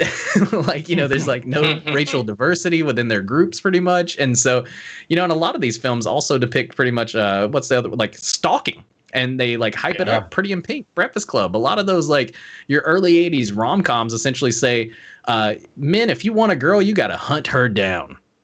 Right, you gotta stand outside her house with a boombox. That's stalking, guys. That is, that is not like, okay. Some of them are subtle, right? Like, some of it's small stuff, but then a lot of it, like, there's grooming. Like, there's like 16 Candles somebody just threw out. Like, I think that's a huge one. That's like, this is a grown ass man essentially like talking to a 15-year-old and like, helping her like become a woman. Like, that's fucking weird, bro.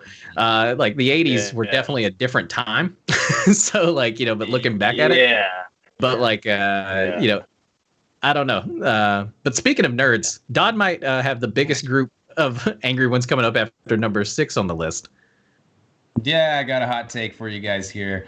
Number 6 on this countdown is Ace Ventura, the 90s classic. And Ace Ventura is often remembered fondly, but the movie's incredibly transphobic, okay? The climax of the film is based around the revelation that the main female antagonist is actually a man.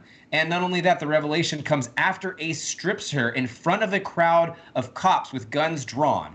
Once the reaction from the cops displays an almost cartoonish trans panic, with disgusted reactions. It also displays disgusting views of misogyny. I mean, like literally, the cop stood there while he was like stripping every bit of her down. It's like, oh, but if she was a man, then she wouldn't have these, and strips off her shirt, and then but she wouldn't have this, and it like literally, he's degrading her in front of police. Like that's what's happening there, and they're doing it for comedy. The character Einhorn is also written in a really harmful way. The antagonist that we're talking about is an escaped mental patient. She's seen as crazy, deranged, disgusting, inherently evil. Ace also discovers Einhorn is trans after he had relations with Einhorn. And when that happens, he like made out with Einhorn. And when he finds that out, he goes through this big cartoonish routine where he like takes a shower, like burns his clothes, and like plunges his face, vomits in the toilet, and does all these stuff. And the reason I wanted to bring it up in Ace Ventura is because like that kind of humor, especially homophobic, transphobic humor, was very popular in the 90s. It was something that people could get away with a lot in the 90s. But queer panic and trans panic is actually a real thing, and in most places it's legally protected murder. And what I mean by that is in many states, panic laws give legal protection for people to assert the right of self-defense in the instance that someone makes an unwanted advance towards them. This law has been grossly distorted to justify hate crimes against LGBTQIA individuals. Individuals have used laws like this to murder trans individuals upon the realization that they are trans. This was a movie that many kids saw as a child and perpetuated inherent transphobia, inherent, kind of disgustingness towards like the fact of the matter is Ace's reaction towards finding out Einhorn was trans was naturally disgust. And so kids growing up seeing that go, okay, trans people are disgusting, and making those kind of assumptions, and making assumptions that like these big cartoonish reactions where he's burning his clothes and things like that are justified. And that gets dangerously close to the things that are actually literally killing trans people in the 90s. But it's something that definitely it's hard to watch now, to be honest. Kev, what do you think about this? Yeah, no, I mean, it kind of goes back to what we were talking about before, where a lot of what you see of the world is through a lens of the information you consume. And a lot of the information we consume is through entertainment. So if you're seeing someone treat someone who's trans like this, you're going to think that, oh, that's acceptable. That's what you're supposed to do. And therefore, not only would you think that's acceptable, but you'll think of what the person being trans as being unacceptable, right? Like that's the other thing. It does two things. It makes someone's identity, or makes a person, a group of people, or, they should be condemned. The list goes on. And therefore, anything that goes against those people, violence, hate speech, whatever, that's okay. That's essentially, and that enables that. And then now it enables it, like you said, through like the sort of the cartoonish lens of comedy and entertainment, where it's like, it's funny because, this person's trans. It's okay. And you enable people like that, especially when you're young and impressionable. Like I remember when I saw Ace Ventura, I was a child, I didn't think anything at the time was wrong with it because I was a child. I didn't understand what I was looking at. And it's much more nuanced than that, but you don't get that. You don't understand that. And especially when you don't have, like you said, the 2020 lens of being able to go and look at it for what it was. Yeah, with some sort of empathy towards trans people in general.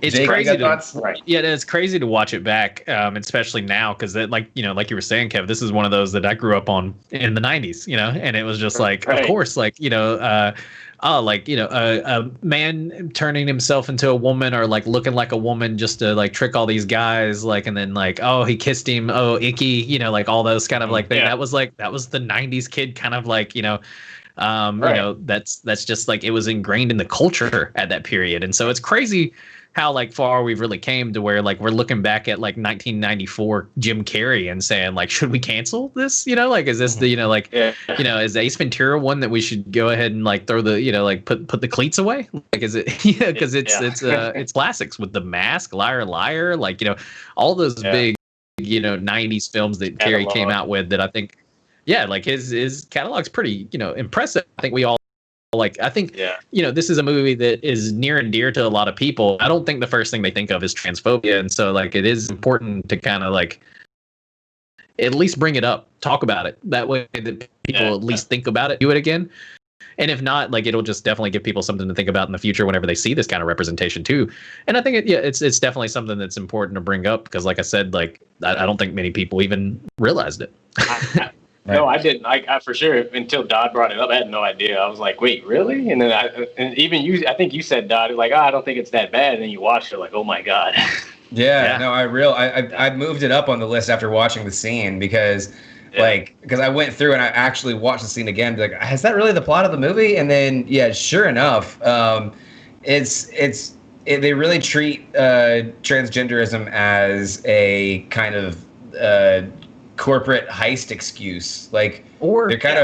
They're glossing over the fact that this person completely, changed their sexuality when this transition happened too. That has nothing to do with the heist that was going on, And it completely lays it out there that this is just a lifestyle choice. That Finkel woke up one morning and was like, to get back at Dan Marino, I'm just going to become a woman. You know what I mean? And and it's I don't think that's ever happened in the history of ever. I don't think, many people, there is so many things that have, that'll just by coming out as trans, you put yourself at such a high risk of violent, crime, all these other things that it's not something that I think many people would just wake up one morning and go, yeah, I'm going to do that. You know what I mean? And so it is one of those that definitely makes you think. And that's why it's number 4 on the countdown. Well, number 6. Number 6. My yes, bad. number 6. You're jumping ahead. Number 5 on our countdown is going to be The Office and Parks and Rec. Tell us why these make our countdown, Kevin. Yeah, so The Office, for me, I loved The Office when I was in college, and I think that's because it really romanticized, which I guess, think about it, kind of did it, office culture, working off. You're like, oh man, I can't wait to sit at a cubicle all day, and you actually do it. I'm like, well, this sucks. But that's not the real reason anymore. It's first off, Michael Scott, the main character, is very problematic. His character in the show is flawed. And he's flawed on purpose because it's the whole point of the show. He basically is The Office in a way. But his flaws are problematic because, for instance, he's had issues with misogyny, racial issues, homophobia. There was an episode called Women's Appreciation where Phyllis gets flashed in a parking lot. In an attempt to be funny, Michael makes a day even worse by pretending to flash his entire staff with his fingers sticking out of his pants unzipped, saying it was a penis. And then he also, to sort of save face, he takes all the women in the office to Victoria's Secret.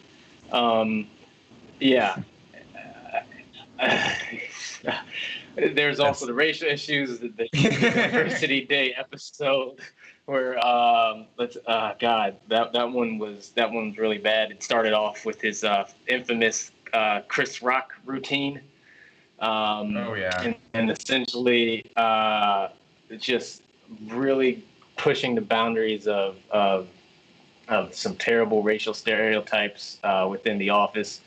And then probably the biggest one, the most known one, is the homophobia, the episode where Oscar is gay, where he actually didn't come out. Michael came out for him, so to speak. Basically just in an unwieldy way of words, if you will, accidentally essentially tells the entire office that Oscar is gay in front of everybody, and then to prove he supports him, forces a kiss on him against Oscar's will. I know why it's problematic.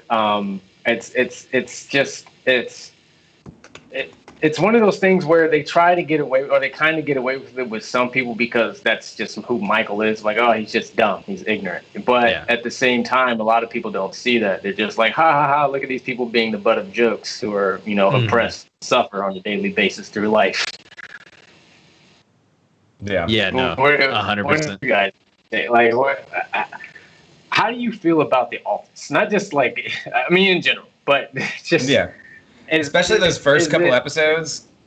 I rewatched them recently with my partner when going through some of them, and I was like, oh yeah, there was definitely some episodes like, ooh, yeah, this came out at a different time. The episode, especially with Oscar, like that is harassment. That's outing someone at work. I mean, like I can't imagine. Anyways, stuff like that just would absolutely not be acceptable in today's day and age, even as something to joke about. So I think that is I think that it's good to look at this in 2020 vision. It's good to say, hey, The Office is great, but some of those episodes at the beginning, they did not age well, for sure. Yeah. No, and it's a huge. There is a lot of shows that have like even changed when they went to streaming. We saw 30 Rock, even at the request of Tina Fey, pull some of the blackfaced episodes because they were just like they're insensitive. They were from a different time period where I guess we thought that was funny. Yeah, no, they did. Yeah, and it wasn't even Peacock. No one from corporate requested it. Tina Fey did. Tina Fey stood up as the creator of the show and said, "We did that at a different time. It was inappropriate then. It's inappropriate now. Like, and we want them off of the show, right?" And so it's interesting to go back and watch some of these kind of like comedy shows like 30 Rock, Parks and Rec, The Office especially, like you said, the Oscar episode.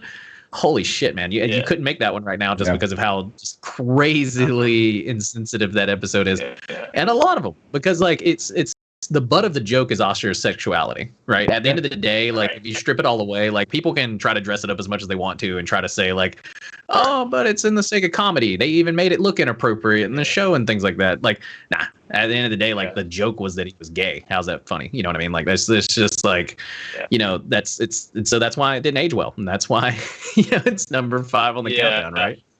Yeah. Moving right along, though, number 4 on the countdown is a little bit early this year, but it is A Christmas Story. Tell us a little bit why A Christmas Story is number 4 on the countdown, Jake. Oh, man. I personally wanted to do this entire countdown just so I could talk about The Christmas Story real quick. This is a hot holiday take, and it's coming right at you, so buckle up if you're one of the people that watch A Christmas Story every year as it's on loop, right? This one might affect my personal life, as this is a classic that's on repeat every Christmas in my parents' house, my girlfriend's parents' house, and pretty much every parent's house across the United States. I went from never seeing this movie as a kid to seeing it probably 50 to 100 times in my life at this point. I can literally quote, like, I think we all remember the scene, the thing busts open, fragile, it must be Italian or whatever, so like there's all this like kind of like, it has a nostalgia trigger with folks, right? But and probably most of you know what scene I'm going to talk about. It's the Chinese restaurant. The Chinese restaurant scene is without a doubt one of the most hardest things to sit through, and the fact that they still show it on the television version, which is cut for time, by the way. They've already cut some shit out of this movie by the time they put it on PBS for commercials and everything, and they don't cut this super racist Chinese restaurant scene out, and I don't get that. If you can even sit through the whole Deck the Halls thing, you're just like, you feel gross watching it, right? Yeah. But that's not even all, right? It's Reagan era nostalgia that's rooted in consumerism. Ralphie's highlights are literally getting a gun and beating up a bully. That's like what it's trying to teach kids. His favorite 2 things in the holiday were his mom being spacey as fuck, his dad being pretty much borderline abusive, and him beating up a bully and getting a gun so that he could shoot things, right? Like that's his like favorite things. That's the highlights of the movie for Ralphie. Yeah, Reagan would be proud of that. In my opinion, it doesn't even have Christmas spirit, right? Like being a good person can be hard. Caring about others makes you vulnerable. Having hopes leaves you open to disappointment. But regret, the holiday spirit is about lowering these defenses and being kind to one another, feeling some joy, allowing yourself to believe, if even for one night, that the world is a good place. And the Christmas Carol is about this. A Charlie Brown Christmas is about this. It's a Wonderful Life is about this. Bad Santa is about this. Die Hard is about this. Okay, but A Christmas Story is about children in pain, making fun of people who are different, and learning that life is a series of crushing disappointments. So like oh man, how is this a Christmas movie that we all love? Like I don't get it. Like, and I don't think it has not aged well, in my opinion. But that's just a hot take, and it may just be a hot take in my house. But Dodd, what do you guys feel about it? I mean, when you lay it all out like that, you make a pretty good case, man. The Reaganomics of it is scary just to begin with. The Chinese dinner scene is pretty bad. It is awful, absolutely awful. Not just pretty bad; it's terrible. Yeah. And then the high level takeaways. Even if you didn't have those two things, even if you have an edited version of it, it's still shitty, you know. It's still the high level takeaways of Christmas. Yeah, not at all, not at all. So anytime that Bad Santa and Die Hard do a better representation of Christmas than you're not in a great company there. exactly. Yeah. Yeah. But Dodd, you may have the hottest take on this list, even hotter than my Christmas hot take. Can you tell us what we got at number 3 on the list? All right. Number 3 is Harry fucking Potter, because I never miss a chance to dunk on J.K. Rowling on this show. Not today. I didn't quite hear you. Could you please repeat what you said? Siri thought I was talking to her. That's so scary. I need to check to see if my phone's a turf after this. Harry Potter was beloved by fans for generations. People lined up at the bookstores. Remember when bookstores were a thing? For each new novel in the series, the movies were even bigger. The World of Witchcraft and Wizardry even got the Universal Studio treatment. The series is still making money through new video games and a failed Pokemon Go ripoff, but there's one thing that has started to bring down the entertainment giant, and that is J.K. Rowling.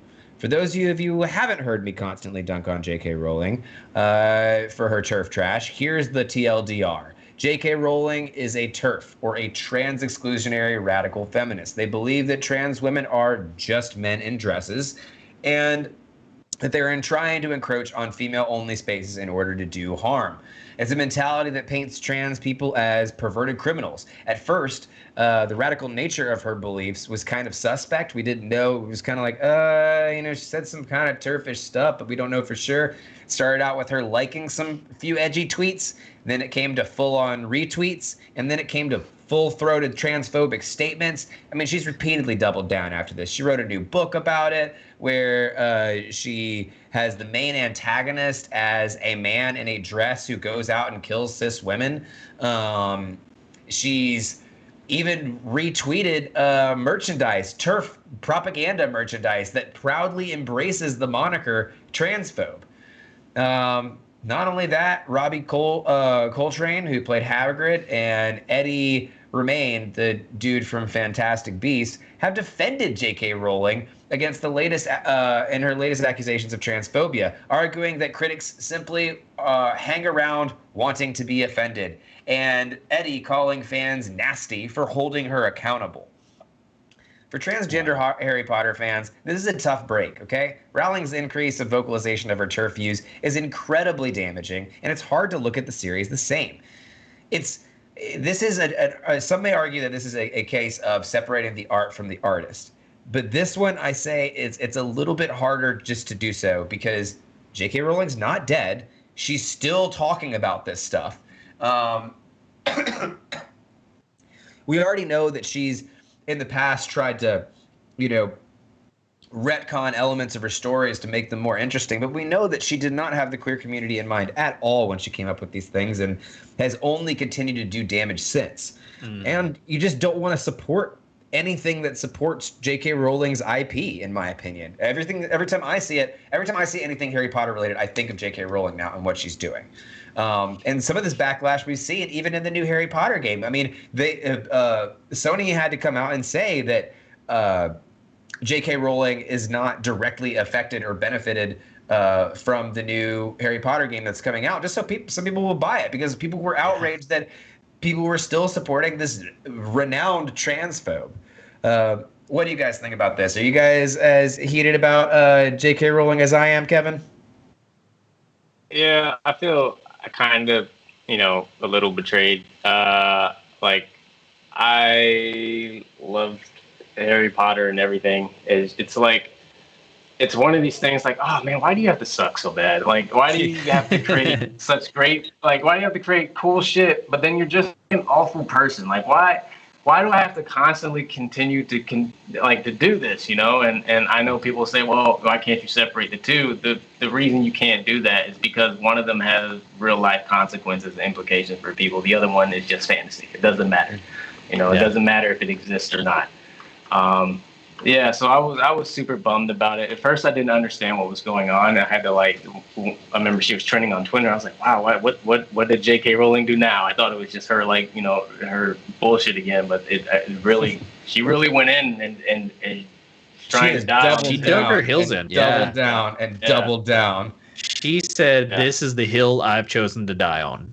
And Right. this is the turf hill that I've decided that I'm gonna die on, and it's actually insane to me, and it's funny because it brought up a huge conversation, like we were saying earlier, and just amongst us at Geek Life around like the artist, do you separate the two? Kind of like what else is canceled because it was created by somebody shitty? Because I personally was like, okay, is there anything problematic within Harry Potter? Right? Like, because, we were looking at, did the media not age well? Right. And so from our conversation, it was like, well, this is why this was an outlier, because the media, like, besides from some shitty representation overall, it is mostly white folks. But then again, I guess it is set in Britain. So whatever.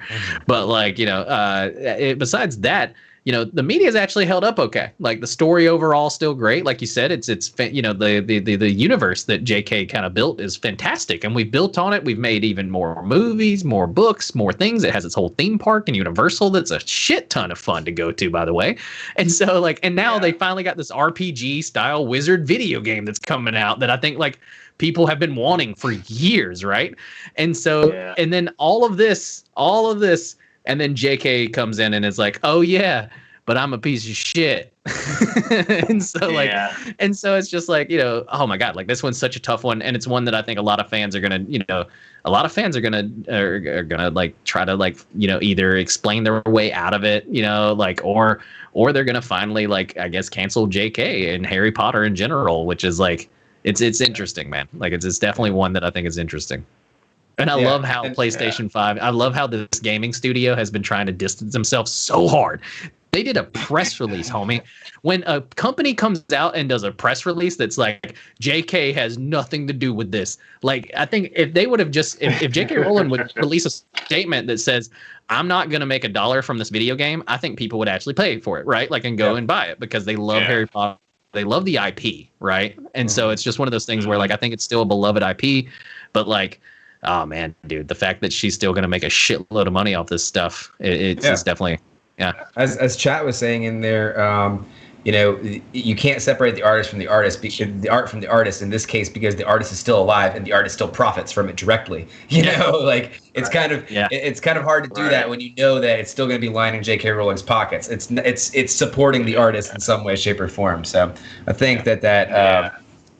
But you know me, never miss an opportunity to dunk on J.K. Rowling on this show. Number 2 on the countdown as we start to get closer. We're going to talk about as many pissed off fans. Just as many pissed off fans, because we're talking about Disney classics like Dumbo, Peter Pan, and Jungle Book. Ooh, hitting them right in the heart spot there, Kevin. Tell us nostalgia right now. So I'm here to ruin your childhood and kill your dreams. All your Disney classics that you know and love are inherently racist. In some cases, blatantly racist. We'll go with the first one. We're not even going after the low hanging fruit. We'll go through. How about not transforming black leads into animals throughout the entire movie? This happened with Tiana and the Prince of the Frog, Cusco and the Emperor's New Groove, and Kenai and Brothers Bears, where the characters are of color and spend majority of the time transformed into animals until they can figure out how to be human again. The undertone there doesn't really just speak white supremacy to you. I don't know what will. How about King Louie from the Jungle Book, who who was the king of the apes and famously tells Mowgli, the human protagonist, that I want to be like you. Now you're like, oh, that sounds interesting. An ape wants to be like a human. Interesting. Where have we heard those racial tones before? Oh, I don't know.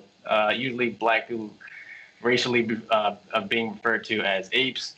The characters even speak jive slang, and every other character speaks perfect British English. The apes themselves embody historically dehumanizing and racist comparisons between black people and, like I mentioned before, and apes.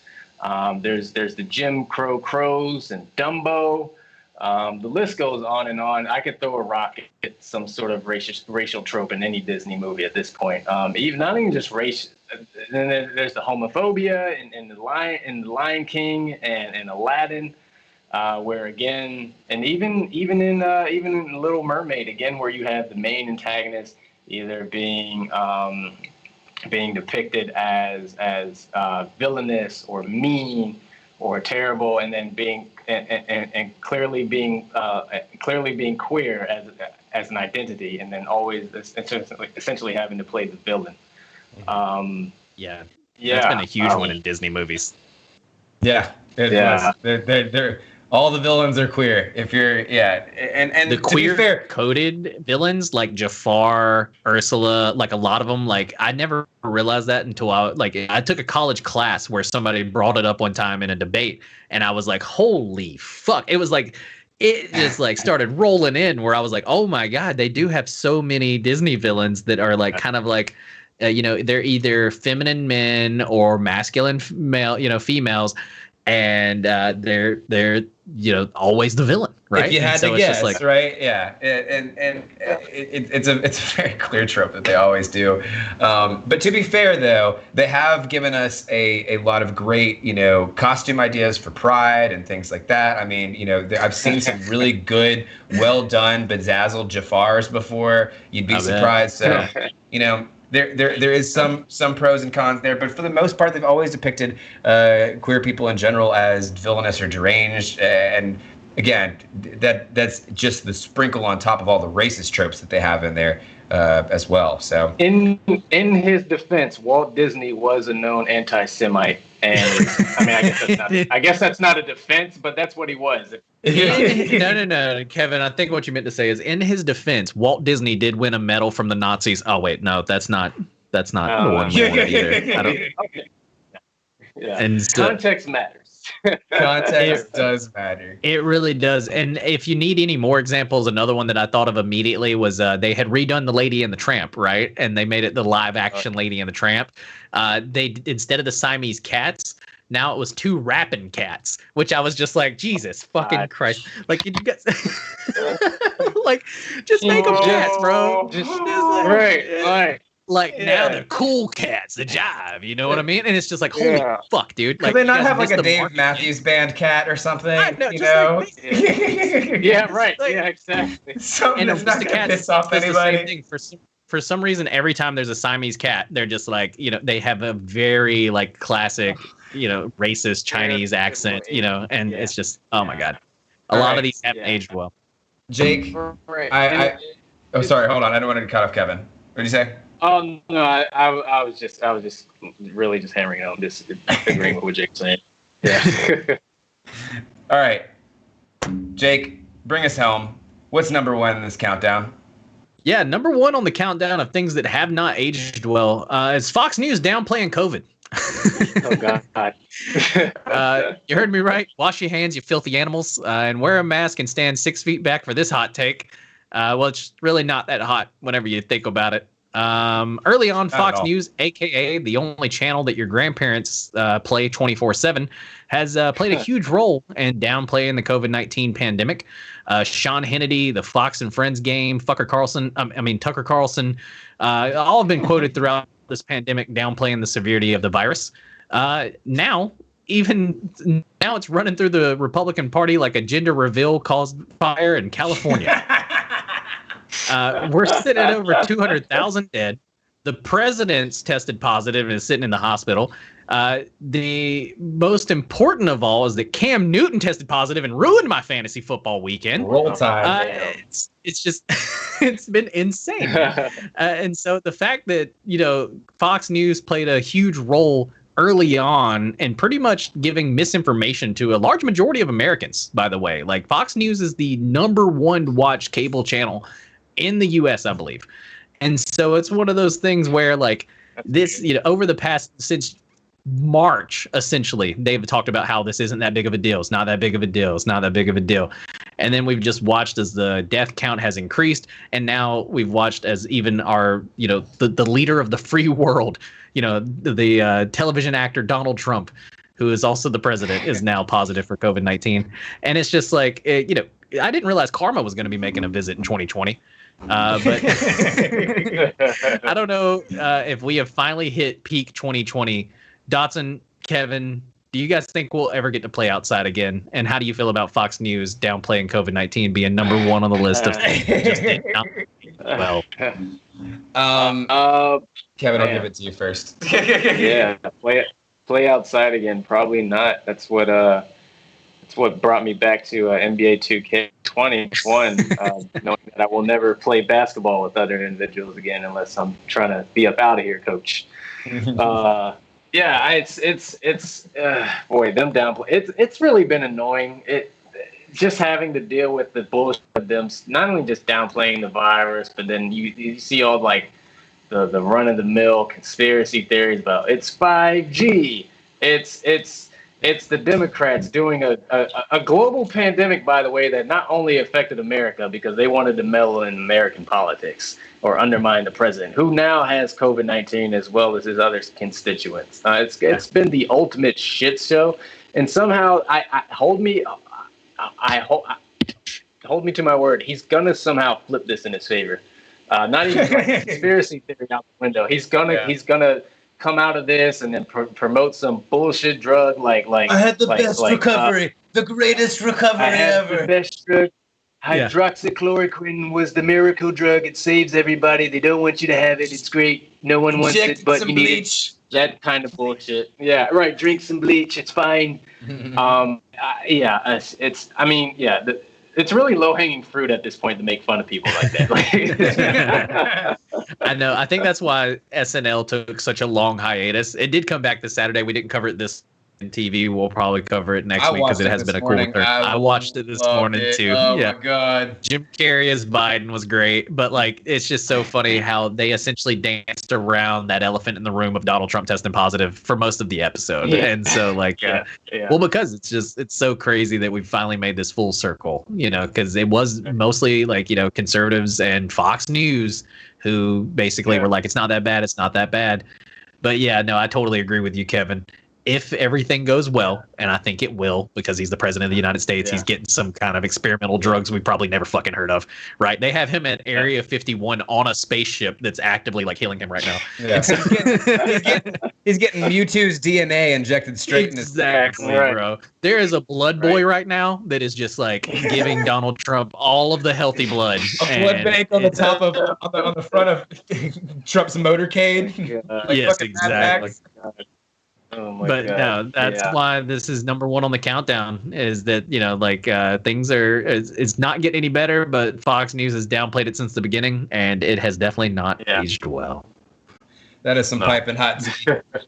I love to hear it. Well, I think that's going to wrap it up for us today, guys. We hope you guys enjoyed everything. Remember, if you want more Geek Life, you can always follow any of us on any of our personal social medias as well. You can find me at Twitter at Rusebane, WRUSE_BANE. Kevin, where can they find you? I'm trying to do this right. Kevin Todd Jr. Am I pointing at it? Can't tell. Anyway, bottom left there, Kevin Todd Jr. at everything, Twitter, Instagram, and then again, find me on Twitch, Totally Awesome. There you go. Jake, what about you? I'm a Gonzo Gone Live, and you can find me at Twitch, Twitter, all the good things, Gonzo Gone Live. I'm going to be streaming some Among Us probably this week. It's going to be very sus, but, make sure to stay tuned. Nice. Oh, boy. And we've got a whole bunch of new content out on YouTube that you guys should definitely check out. We're trying to get some views there. So do that. We're also looking for more content creators, more people to join our team. Email us at hello@geeklife.live if you're interested in doing any more content creation, sound editing, or you just got some really funny clips that you'd like to see us air on our show and kind of add to the smorgasbord of content we got going here. Again, that's hello@geeklife.live. I think that's all the announcements we have. Big shout out to our moderator, Littlest Nelly, and our video producer, Cape, even though he messed up with that representation image with that ScarJo thing. What was that about, man? I don't know, man. What's going on there? And all of our followers. Thank you guys so much. We had a whole bunch of followers this time. Jake, Kev, you guys got anything? I mean, the biggest thing, dude, thanks everybody for coming on. Thanks everybody for keeping the chat popping. I think it was a great conversation today. I can't wait for next week's, but definitely check out some of the other content during the week. We've definitely, like Dodd said, the YouTube channel's picking up, Twitch is picking up. I mean, Twitter's picking up. So join us. There's going to be another poll up this week, yet to be decided. If you got any ideas for some dope polls that you would like to see us do, let us know. Comment below. We forgot to talk about the results of our last poll. We asked you guys what your favorite Batman was, and who ended up getting picked? Christian Bale. Christian Bale won it out, which was interesting. Answer. Yeah. Yeah. I think for now, we'll see. I think Rob Pat's going to come up on him. He's my dark horse. Yeah, Rob Pat's the dark horse right now. Yeah. All right. Kev, you got any other shout outs before we go? No, shout out to everyone who just followed us. Fattest Sack, Sack Gaming, Extreme Greatness. I see you guys. Not Your Average Joe. Thank you guys for coming through and supporting us. Braun, safe travels. We're all wishing you well. Thank you for letting me spill your big shoes and seat here. I really appreciate it. And hoping to see you back. And to everyone else watching us, eat your fruits and veggies, wear a mask, and stay hydrated. Exactly. That's no better note to end on than that, right? Yeah. All right. We'll be back at the same time, same place next week for more of the nerdy news you need to know. So till then, peace.